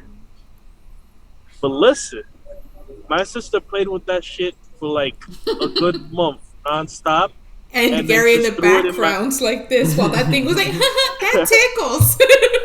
No. It gets worse. It gets 100 times worse. So my sister forgets about it. She goes through a whole Dora the Explorer phase. Gary tries to throw it away. Tickle Me Elmo goes into what used to be my toy box in my room. He went there himself, someone put him there. I would go to sleep, but the battery was wearing out. And that Elmo voice went demonic at me. That tickles. Yes. Exactly. Now you. Psycho Punk says la la la la Elmo's world while holding a knife. Oh my God. Since I know you can't see the comments, Gary. Bro, he's over there sweating. Look at him. Look at him. He just gulped really hard just now. Shit in his elbow back. And I'm afraid Elmo's gonna pop up right behind me right now. In his back seat, like, hey! He's like, he's gonna have one of those silent screams. Like, I'm driving to Taco Hall with this man dark and shit. Elmo pop up in front of my hood. Just run him over. That's it. La la la. Oh God. Stop. Freaking me out. All right. So that's great. So experiences. Experiences. I had one. Crystal was there. Remember? Was it at my mom's house? Yes. Oh, okay. Yeah. Uh-oh. You want to share the Are story? you gonna elaborate or? You want me to elaborate? Yo, Or no? It's your story, bro. No. It didn't scare me. No. I know. I wasn't scared, but I was just like wondering who the hell that big guy was in front of your mom. Yeah, he was scared. Stop being tough. No, seriously. You're married already. Stop being tough. Oh, okay, good. Yo, I was scared, baby. I'm telling you. No, I did tell my mom that story. She laughed. She was like, it's fine. No, that's just a demon. He just protects the house. It's okay. Yeah. No, what was it? When I was visiting you, it was like the first time I was visiting you in out in Vegas, and we were leaving your mom's house. Hey. Oh, so cute. We could do that too. Gary, come over. Let me tongue you. I'm over here, all single, driving in a dark ass road and shit. Everybody's all. No, you're not. Elmo's back there with you. I hope today while y'all sleep together in the same bed, someone has really cold ass feet. Me too, because it gets fucking hot out here. Okay, I need like some. She's like, I'm down for that. Shit. Threaten me with a good time. Fuck. I'm still working. I'm still working, but it's like man rainy, and I don't even know where the fuck I am. Perfect. Like this, I know the GPS is telling me to go where I need to go, but it don't look the same in the rain. Disappeared. Elmo cut him off. Elmo cut him off. Damn. All right. So was it the first time or was it the second time you came to visit? Now you got me thinking. I think it was the second time. Was it? The first time we were all drunk, so you didn't see shit. Oh yeah, that's right. Or he did. No. Or he did. No. Nah, he couldn't even find my apartment. Yeah, majority of the time it was a lot. It was very blurry. Actually, the first time I've been to visit Crystal, it was a lot of drinking, a lot of burger eating, and yeah, there's a lot of fucking casino hopping. All right, so tell the story of the figure, and then I'm gonna read what Psychopunk said to Gary. Oh my god! So, all right, so he's writing a whole fan fiction with you and Elmo. Listen, oh my by god! Myself. Stop playing. So we were leaving Crystal's mom's house, and we walk outside. The car is like literally right in front. We walk into the car. I sit down in the car. I turn over, and I'm like, Crystal's like, what? I'm like, who the fuck is that big guy standing in front of your mom's door? Like, he came out of nowhere, and she's like, what guy? I'm like, you don't see that? You don't see that huge guy in front of the door? And she's like, no. I'm like, you're kidding me, right? She's like, no, I really don't see him. And like, we're like legit. Didn't you like leave the car and like went to go like up to the door, and you were like nothing? And I'm like, yeah. Like she was like the guy was still standing there, and she like went through him. I was like, holy shit, what the fuck is going on? She went through the guy. Yeah. Mm-hmm. And then Crystal came to the realization that apparently I have a gift. He does. He has a gift. And that's literally the story. But you didn't get scared. It was just an experience. One of many, but it was an experience. I do have a scary story though that happened to me. So I was working for oh, actually let me read what Psychopunk said, because it sounds really funny. All right, so can I read it, please? Go ahead. Can I read it? You read it. Okay. Me. All right. I just read the second part. Asleep in the middle of the night, Elmo wants to be friends. Oh no. Looks around and turns on light. Goes back to bed. Do you want to be my friend? Laying in bed next to him with knife. Oh my god. The word of the day. The word of the day is death. Can you say death? Duct tape the chair, painstakingly trying to get out. Oh my god. Yo, I'm on the highway by myself without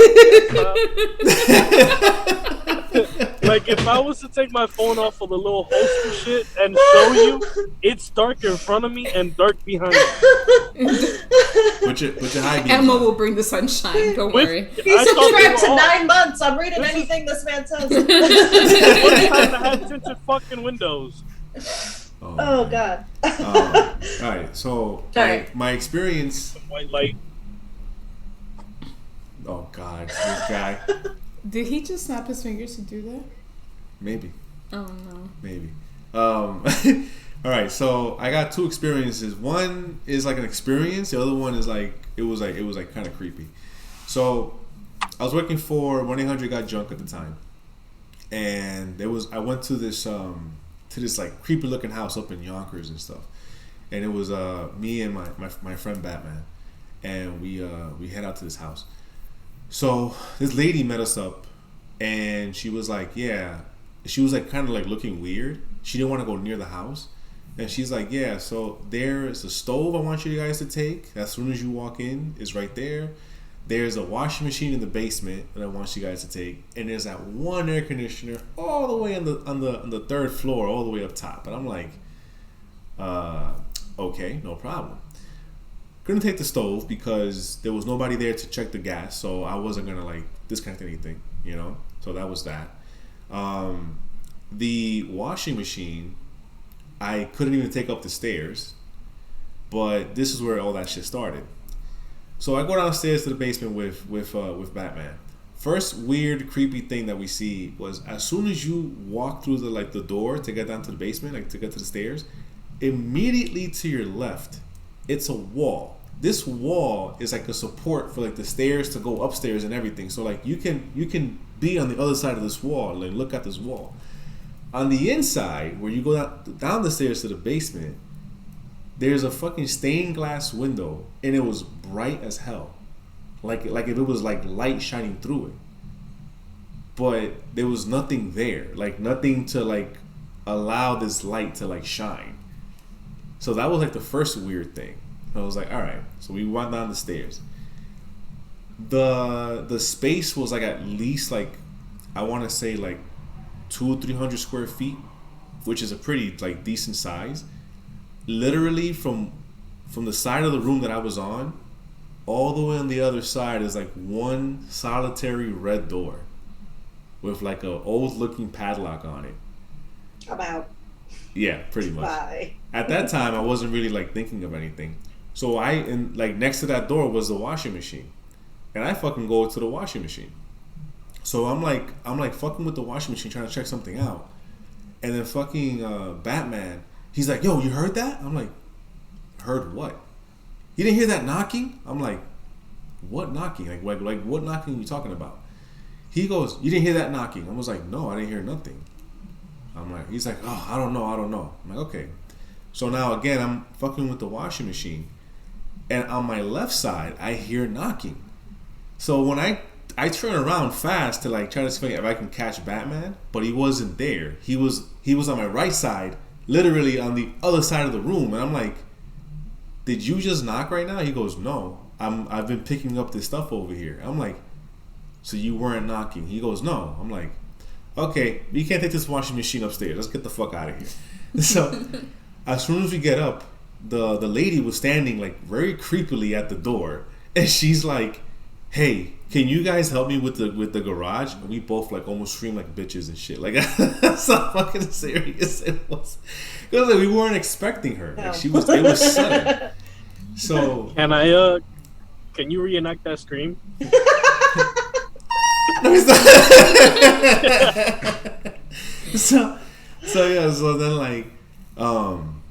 So then you know, Batman goes with her to the garage, which is like outside, like detached from the house. It's not attached to the house or anything. And you know, it's like right there on the ground level, and the truck happens to be right next to the garage. So he opens the gates and he's like throwing away stuff. I go all the way upstairs to the last floor. The roof to this house is like made out of like those steep chapel looking like roofs and stuff that are like circular, like very steep and shit. You know what I'm talking about? Like it looks like a church roof and stuff. Like that was a roof of this house. So as soon as I walk in, it's like 100 square feet of a room. Like it's like a small room, and it had one closet immediately to your left, right? And then right in front of me is like two windows, right? The window on the right had the air conditioner in it. So I see this closet kind of like open up a little bit, and I'm like, all right, whatever. I close it. You know, I kind of just push it closed. I go up to the air conditioner, and I'm like, damn, it's painted in. I don't know if I'm gonna be able to get this out. So I'm like fucking with the window and shit like that. And then suddenly I hear the door handle jiggle on the closet, and I'm like, what the fuck is that? So when I look over to the closet, I see the door handle like jiggling, and I'm like, what the fuck is going on? And next thing you know, the door opens nice and slow. And I'm like, yo, what the fuck is this? And I'm like, for whatever reason, I'm thinking is Batman. But when I look out the window, I see him like just throwing shit into the truck from the garage. I'm like, and I see the lady too with him. And I'm like, oh my God, like, what the fuck is going on? So I walk over to the closet, and it's like literally like a little space, and all you can see inside of it is just like the floor. You can't see the wall in front of you, and if you look up, you can't even tell how far up the ceiling is. That's how pitch black it is in there. And I'm like, yo, this is crazy. I only knew there was walls because for whatever reason, like an idiot, I reached in and touched to see that there was a wall. There was. I'm like, all right, whatever. I close the door, like slam it shut this time, like it was fully closed. Then I go to the window. I got it open. I pulled out the AC a little bit, but it was stuck. And as I'm messing with it, again, I hear the door handle jiggle on the fucking closet door, and I'm like, what the fuck is this? And then when I look, it's like really like jiggling the handle now, like really, really, really going at it. And at this point, I'm holding the air conditioner so that way it doesn't fall out. And I call Batman. I'm like, yo, come upstairs. So he goes, okay. Next thing you know, as soon as I hear him hit the stairs, the door handle stops jiggling. And I hear him coming up the stairs. Dum, dum, dum, dum, dum, dum, dum. And I'm like, yo, bro, that closet, does it look fun to you? He goes, nah, what's up? I was like, nah, it's a little weird, but okay, help me with this AC. He goes, okay. So as we're trying to pull it out, the door handle jiggles again violently, and now the door opens up like forcefully and then literally stops halfway, and then it just stays there. Fucking Batman jumped up like a bitch and ran outside. He just fucking left me there. I'm like, you motherfucker. I took the AC, ripped it out of the fucking window, and I ran down the stairs with that shit. How did I make it down the stairs without falling with this shit? I have no idea. Whatever the case may be, I threw it in the back of the truck. I finished the fucking thing with the garage with Batman. I charged the lady some like bullshit amount of money, like something cheap, because I wanted to get the fuck up out of there. And that was it. I fucking left. I was like, yeah, never again. No, you got me in a haunted ass house. I'm charging you extra because shit might be following me home. I just wanted to fucking leave. I was like, let's go. Sorry. She's like, we need more podcasts like this. So yeah. So creepy story. I mean, I have a few. Right. My mom's a spiritualist. Yes. And a spiritista. Yes. Please proceed to the highlighted. I have since become an espiritista, but when I was a kid, I was not, right? When I was a teenager, I was not. I was more like, now I need this shit in my life. So this story in particular comes to you via Florida. Ooh. From the Britneys, Joker, if you remember. Britneys. I remember that. Right? So not the green side, the red side. The red side, yeah. The Rosemont side. Mm-hmm. We were living in a third floor apartment. I had my own bedroom. It was the first time not the first time I had my own bed, but I had my own bedroom. And, I had a boombox because I'm old. So I had a boombox. And I had it set to play a CD to wake me up in the morning, a specific song on a CD. Right? I had the Korn album, Family Values. Oh, that was a good album. It was a really good album. I had that album in my boombox, and the song that was set to wake me up was literally called "Wake the Fuck Up." Oh my God, that song! Pretty poetic. I was like, yes, that's how I need to wake up, because otherwise I'm not. So I had it set to play "Wake the Fuck Up" and go to sleep. I wake up all right at 3:30 in the morning, and it's not "Wake the Fuck Up" that's playing. It's techno. Techno. You remember techno? Yeah. Not dubstep. No, I know the original. Fucking the fucking techno. Yeah. Playing, booming. Yeah. Like booming hard, and I'm like, oh my God, what's going on? I get up, I turn it off, I lay back down in bed. Not 30 seconds later, it's back on. I open my eyes. All right. I get up. I don't turn it off this time, because I'm not about to try and fight with a ghost, and I already know, right? Not about to try and fight with a ghost. I turn it down, and I literally say, it is 3:30 in the morning. I have to get up and go to school. This is as loud as it can be. I lay back down in bed, and I start to go to sleep. As I'm falling back to sleep, I feel on the back of my ankle a scratching. No. Scratching on the back of my ankle. I wake up in the morning, and on my Achilles, I have a scratch that's about that big. Oh wow. That's so about a half an inch long on my Achilles. And I was like, okay. But that was the last time it happened. Because I also, like, I'm one of those people who just curses ghosts out. Curses. I do. I'm like, no, tonight's not your night. Tomorrow's not looking good either. You gotta go. This is my home. Like, and that's if it's in my home. Like, if it's someplace else, I'm like, fair enough, I'm out. You can stay. Right. You can stay. It's yours. It's your place. I leave it to you. But I was like, no, I gotta go. Oh man, I have one last experience. It's an experience. No, it's nothing. Well, I haven't even said mine. God damn it! Oh, what's yours? He sure hasn't. Oh, what's yours? Shit. You here trying to take the whole spotlight? Yeah, because it's my show. That's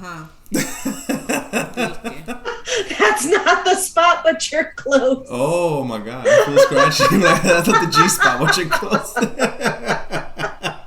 Psycho punk, this guy. All right, Gary or Bunny? Which one of you is gonna go first with your scares? We'll go Bunny, me, and then Joker will end it. Yeah. All right. Okay, so I'm gonna go first. Go ahead. So I was around, let's say 16 around this time.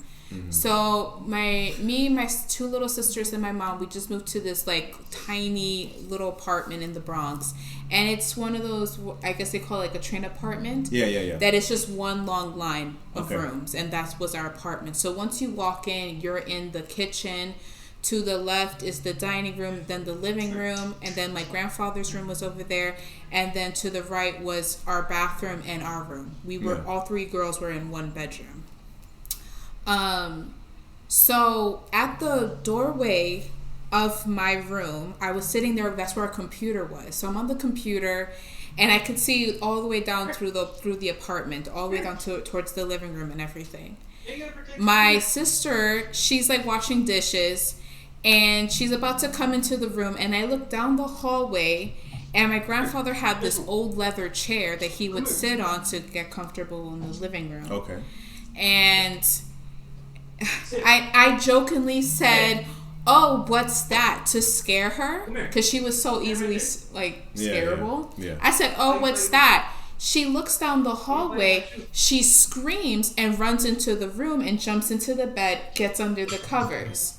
Whoa. And I said, what the hell's your problem? And when I look back down the hallway, I see, I don't know how to explain it. It was like a woman in the chair. Okay. But she was like made out of like a white mist. She was like, I could see through her and everything. She was just outlined in like a white mist. It sounds crazy. I don't know how to explain it. And I see this person, and I'm like, maybe it's because it's so far away. Maybe my eyes are like, I'm trying to like explain this to myself in my head. And I'm like, maybe because it's far away and it's dark down there that maybe my eyes are playing tricks on me. So but you know when your reaction is flight or fight? Yeah. My reaction is freeze. My reaction is so freeze. I'm staring down this thing. Right. Right. I'm staring down this figure, down the thing, and I'm just looking at it. And I'm like, am I seeing what I think I'm seeing? And I do, without even turning my head, because my sister's over here under the covers, I said, Genesis, what did you see? I didn't say what I saw. I was like, what did you see? And she said, a woman in the chair. And I'm like, okay, I've seen the same thing. So I'm like, I know I'm not bugging out. And my sister's like, is she there? And I'm like, I guess so. Like, I don't even know what to say. So that makes her to start screaming. When she starts screaming, the woman raises her head and like looks, because she's like facing this way. Yeah. So she raises her head and she starts looking towards us, or look towards me. And I'm like, oh crap. I'm like, Genesis, stop fucking screaming. And then I'm afraid to scream because I'm like, what if I start screaming or run up to shut my door or something and it runs at me? Yeah. I'm like, nah. So I start calling for my grandfather because his room's on the other side. Yeah. So I'm like calling him. He gets out. He turns on the light. The figure's gone. He turns the light back off. It's never seen again. I tell my mom we have to move. We move because we don't play that.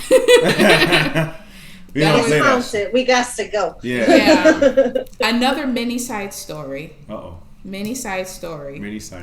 Same computer, same apartment. That apartment was haunted. Yeah. Yes. My cousin, he actually stayed with us for a little bit, for a couple of months, because he was like not getting well in his household. Mm-hmm. And he was sleeping in our living room. And he's like, I can't sleep here no more. And I said, why? And he says, in your living room, it sounds like someone's breathing on top of me. He told me that once. I was like, I'm going to ignore that. But one time I was at my computer again, and right behind my bedroom door was the bathroom. Okay. So I go into the bathroom, and there's like the crack in the door where the door meets the hinge. Yeah. So, and I told my sisters, don't touch my computer. I'm going to the bathroom. I'm going to use it real quick. Wash my hands. I'm out. Don't touch my stuff. And they're like, yeah, fine. So I'm running out. And as I'm washing my hands, I can see through the crack of the door. And I see someone crouched down looking back at me through the crack of the door. And I think it's one of my sisters. Yeah. And I'm yelling at them, stop touching my computer. I told you not to. And when I opened the door again, they're both still on their bunk bed. Yeah.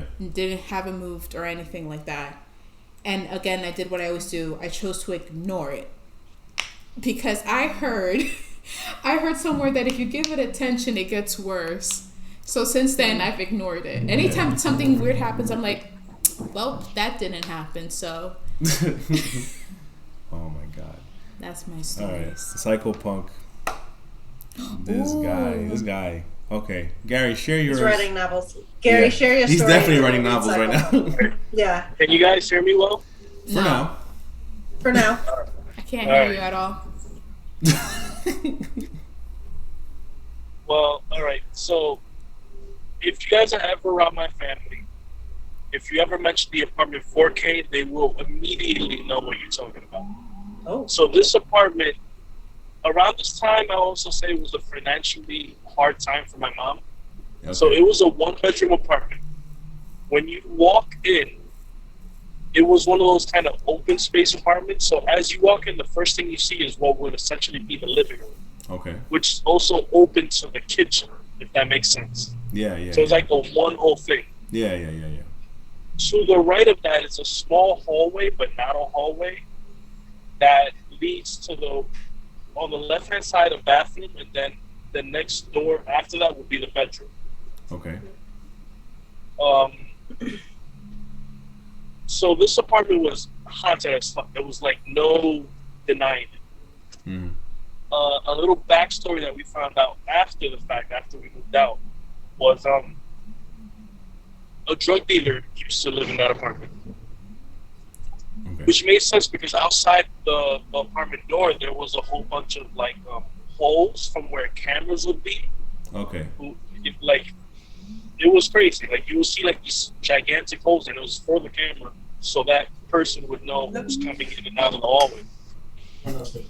One day the drug bust happens, and so it's important to say the same way I said that the living room is connected to the kitchen. In that left-hand corner is a window. If you look outside that window, it's one of those windows where one's facing north and the other one east. Right? Yeah. Okay. North and east. So if you look out of the north, window, you see the hallway of the next building across. Okay. But if you look out of the east window, you see the bedroom. You can see into our bedroom, essentially. So the drug bust happens.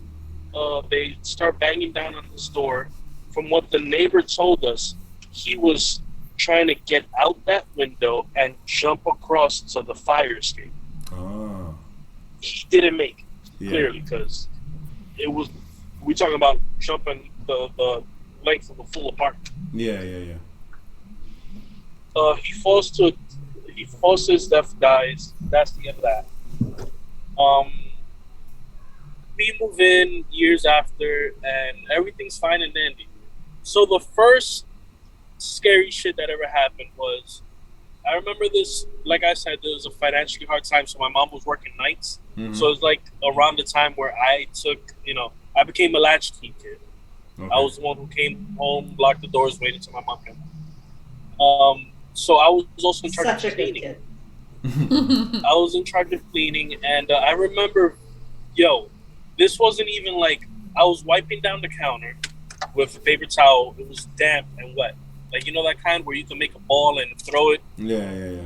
So I remember this very well because, like, every time I tell the story, people are like, nah, maybe it wasn't wet. Nah, motherfucker, it was wet. So I shoot the ball of wet paper towel into the trash bin, mm-hmm. and it misses by a good, I'll say maybe half a foot. Okay. But before it hits the wall, I shit you not, it just swipes left into the bin. This is midsummer, no wind, nothing. So essentially, what happens if this is the ball, it goes boom, straight into the bin. That was the first shit. I was like, oh shit, I'm psychic. I'm an X-Men. I'm psychic. I'm an X-Men. Professor X ain't got shit on me. That's it. They should be here tomorrow to get me. Apparently that wasn't the case because I never got my fucking letter to go join the Xavier School of Extraordinary fucking Dominicans or whatever. The second event. It's gonna be 5 events leading to the fourth one, which is the major event. The second event, we were all sitting. Okay, all right. Oh yeah. We were sitting down, and I think we were just fooling around because at this point a couple of weird things happened, and we're sitting down and we're just talking, and we're like, yo, like this apartment is weird. Like this is a weird vibe, and we're like, yeah. And as everybody's just like, yeah, this has happened. This was back in the day where the TVs were the big fat ones. Oh yeah. So like when it hit static, it was loud. It automatically hits static. The TV turns on by itself. It's straight up static. We all look at each other and just fucking dart to the one bedroom. Because it's just like, first of all, this is around the time where TVs had to be turned to channel 3 in order to watch cable. Yeah. So if that TV was to turn on by itself, essentially the first thing that should be turned on is the news. Yeah, exactly. But no, it was just straight static, and we just did it. Third thing that happened. I will say that this was a major. I'll skip to the major thing. the way that the one bedroom was set up in the room, my mom was sleeping with my brother and sister, and I had a twin bed on the floor. Mm-hmm. At this time, my mom was dating someone. I think it was the only guy she's ever dated since we were kids. So it was me and my brother, and then my mom and her boyfriend on the bed. While this is happening, we're all asleep. This is like a good 1, 2 in the morning. My mom hears a loud bang come from the kitchen. She gets up and she's like, Edwin, did you hear that? That's my mom's boyfriend at the time. She's like, did you hear this? He's like, yeah. Like, it was a distinctive bang, and it wasn't one. It was just a few. Yeah. My mom gets up, and like I said, from the bedroom, you could see into the kitchen and vice versa. When she looks through there, she sees a man dressed in red trying to jimmy open the window. What the hell? So where this window was set up, my mom also had like a little Santeria thing of San Miguel. Okay. And Edwin goes ahead and picks up a candle. He's like, nah, we gonna find out who's over there. You know, you have kids here. This is dangerous. Yeah. My mom and Edwin starts leaving. Remember, it's a small corridor. You pass the bathroom, and then to the right of you is the kitchen. Mm-hmm. From the second it took my mom to pass the bathroom, she sees the red guy run straight into the closet that was the left of the entrance. She's not seeing a ghostly figure. She's seeing what, in her mind, is an intruder. An intruder just saw that we woke up, ran to that closet. My mom tells Edwin, go hold that closet. I'm going to call the cop. She runs, makes sure that the bedroom is locked, runs to that closet. Edwin runs, he's holding it. From what later's, like, I think I met Edwin, like, the last time I went to DR, and we spoke about this. He says someone was pushing the door open. He was like, I was holding it, and someone was trying to get out. He was like, I had the strength just because you kids were in the room asleep. Yeah. My mom is on the phone with the cops. Strangely, this is like University Avenue in the Bronx, and the cops got here real quick. So they come in, they check the closet. No one's there. Nobody's there. They empty out the closet and make sure that there's not like a secret passage or anything, because remember this was a drug dealer's. There could be multiple things or things hidden. Nothing. There was nothing, nowhere, nobody. And that was the day that my mom was like, okay, we need to move out. Mm-hmm. The last thing that happened to me would be something similar to the second part where the TV turns on. So, but this time I'm home by myself. At this point, my brother and sister are hanging out with their father. My mom's at work. I'm alone at home. I'm just sitting down eating some Fruity Pebbles, and the TV turns on. I leave, spoon in hand, cereal bowl on the table. And as I leave, I'm going down the corridor, straight to my room. The bathroom's to the left of me. Yeah. As I'm passing it, that's like, like when you're running, there's just a slight moment where you can see something in the corner of your eye. Yeah. I see sitting on the toilet, because it was one of those bathrooms where you look in and the first thing you see is the toilet, and then the shower's to the left of you. Yeah. What I see is a lady. Like, if I was artistic enough that I could draw you this lady sitting with her wrists like this, hunched over the toilet. Oh man. And it's like, I know I'm running, and I know that it's like less than a few seconds, but it felt like forever when our eyes met. I'm like, it's in the Matrix. I'm like slowing down, and she's seeing me, and my heart is just like do. Like, it's just like something in my mind is like, move, like keep moving. That was like the last thing. I think a little mini thing, like Bunny said, was we spoke to the people that lived there before us, who wasn't a drug dealer, and they had I don't know if you ever seen like those commemorative plates in the sala, in the living room, and they would hang it up, and every time they would come home, that plate would be on the couch. Okay. Like, every time they came home, it would be on the couch, and they're like, yo, this is weird. One day, the lady gets tired of it. She puts away the plate into the cabinet. She goes to like an event, a wedding or whatever. Yeah. When she comes back home, she finds that commemorative plate in the bathtub broken. Interesting. And that was, yeah, like, if I go into my house right now, because I got home and I go, yo, y'all remember 4K? People will be like, yeah, fuck that place. That's crazy. Damn. That's really crazy. Oh, man. That's wild. All right. Let me read Psychopunk's novel. And and we're going to call it. You know? Psychopunk, you are our last story of the evening. Yep. All right. Let's see here. It was a dark and scary night. I'm kidding. No. All right. He says, when I was in high school, for roughly 3 months, I had recurring night terrors that I didn't tell my family about. But whenever I woke before dying in these night terrors, I would wake with sleep paralysis. And no matter how wide I opened my eyes, everything was blurry. And I swear I saw something or someone standing there. And it looked like they took a step. And every time they took a step, the more I felt I couldn't move, like if there was an invisible restraint that became tighter. Psychopunk, just in case, this is an actual thing. If it still is happening, I recommend going to the doctors. This is an actual issue, an actual neuron issue in your brain that you have to go take care of. But keep reading because it's not still happening. Okay, good. Visible, right?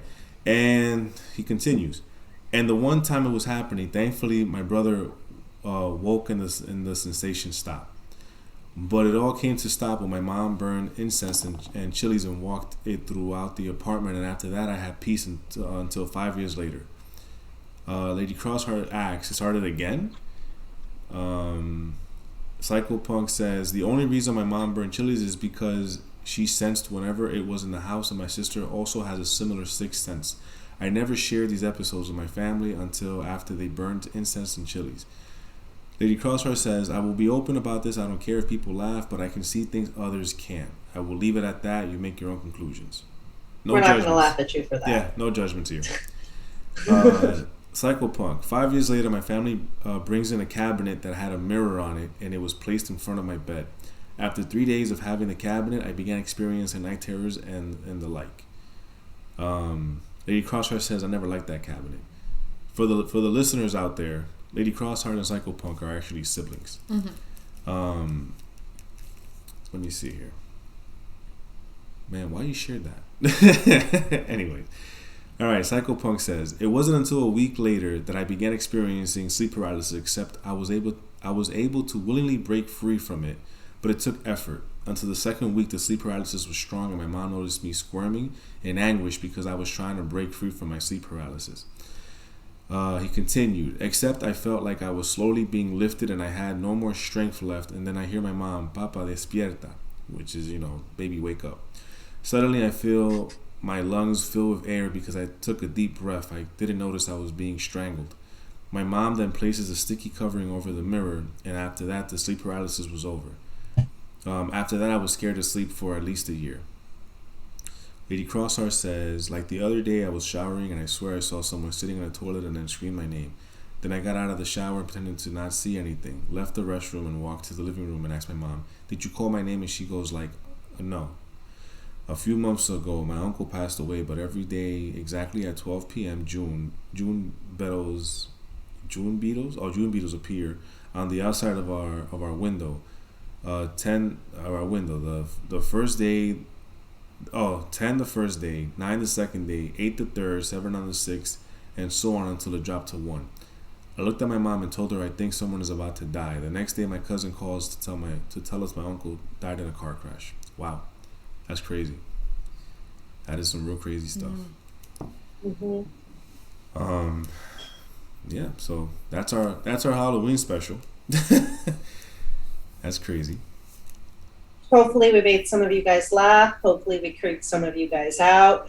Yeah. You guys definitely had some creepy stories of your own. I know, Psycho Punk, you scared the shit out of Gary, and we are grateful to you for that. Ah, look at Gary. Look at Gary. Hey. The hell out. Are you wearing guy liner? What happened? Are you wearing guy liner? Eyeliner. I just look like that. Oh, okay. I just look like that. Gotcha. Psycho, I can vibe with what you said so much, man. I've been having this reoccurring nightmare where I get shot like right here for like a good year and a half now. And you know what's the crazy shit? Like the crazy shit about it? Ever since then, this mark on my forehead has appeared. Since the first time I dreamt it. Interesting. And it will go away randomly and then just come back. Very interesting. Well, all right, guys. Thank you for joining us for our Halloween special. It was pretty interesting. Pretty interesting podcast, to say the least. We hope you guys were entertained. Yeah. We're gonna become a horror cast now. Maybe. Bunny's like creeped out. You guys have any outros that you guys want to share? We'll do Crystal Joker. No, we'll do Crystal Me Joker. Right. You can follow me at Crystal Shantae on the Instagrams. Other than that, I have nothing for you guys to look at. So have a fantastic weekend and a safe Halloween. Yeah. What's up, you guys? It's me, Gary, the snail. Snail spelled backwards. All one word. You can follow me on Twitter, Instagram. Tonight, I'll be posting up a Mario Party video if you need something a little bit lighthearted. With my siblings, it's hilarious. It's long. Pause. And you will also see a highlight of this video on my YouTube as well as the JXN podcast YouTube channel on Sunday. I'll work on that tomorrow since I'm off, and it should be up by Sunday. I really think a little bit of the serial killer stuff and a little bit of our own experiences should be sprinkled in there for the highlight. This was an amazing episode. Yeah, I loved it. Yeah, this was pretty cool. This was good. I like Bunny, nobody asked you. That's your rival. Handle him. Oh, look at this. It's so heavy.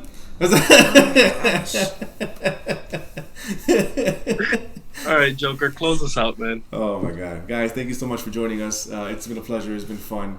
Thank you, Bunny, for being a special guest here. Thank you, Crystal. Thank you, Gary, for being here. Follow us. We have the link tree. I have to put Crystal's information in the link tree. Everything else is on there. Oh, it's another special guest. Last minute. Hey guys. It's the puppies. Where's the puppies? Where's the taco? Who's my taco? None of them. None of them are tacos. Yeah, who was going to be the taco? Coco, definitely. Coco Which tacos? Which one's Coco though? The one killing his llama or sheep. Oh my God. And Ted's over here holding his bone like a cigarette. Right. I love it. I love a wrinkly faced doggy. Right. All right, guys. Coco. He's like. He's like, lamb chop is delicious. Yeah, okay. Right. Guys, have a good night. Make sure you follow us. We're on Twitch every Friday. Twitch.tv. And most importantly, happy Halloween. Oh yeah. We're not going to see you until next week. Yep. Oh, we have hopefully we get an announcement out soon. I hope we can. I hope we get an announcement out soon. Yeah. Yeah. You know, we can say this. We will be doing some role playing soon. Hell yeah. With our own New York twist to it. What? We working on stuff to keep you guys with us. I'm telling you. Yeah. Yo, my backstory. Yo, I wrote my whole backstory in my dream. Like I was just in there, just like, yes, oh my God. This is gonna be dope. Guys, have a good night. Thank you so much. We appreciate you guys. Bye. Latest.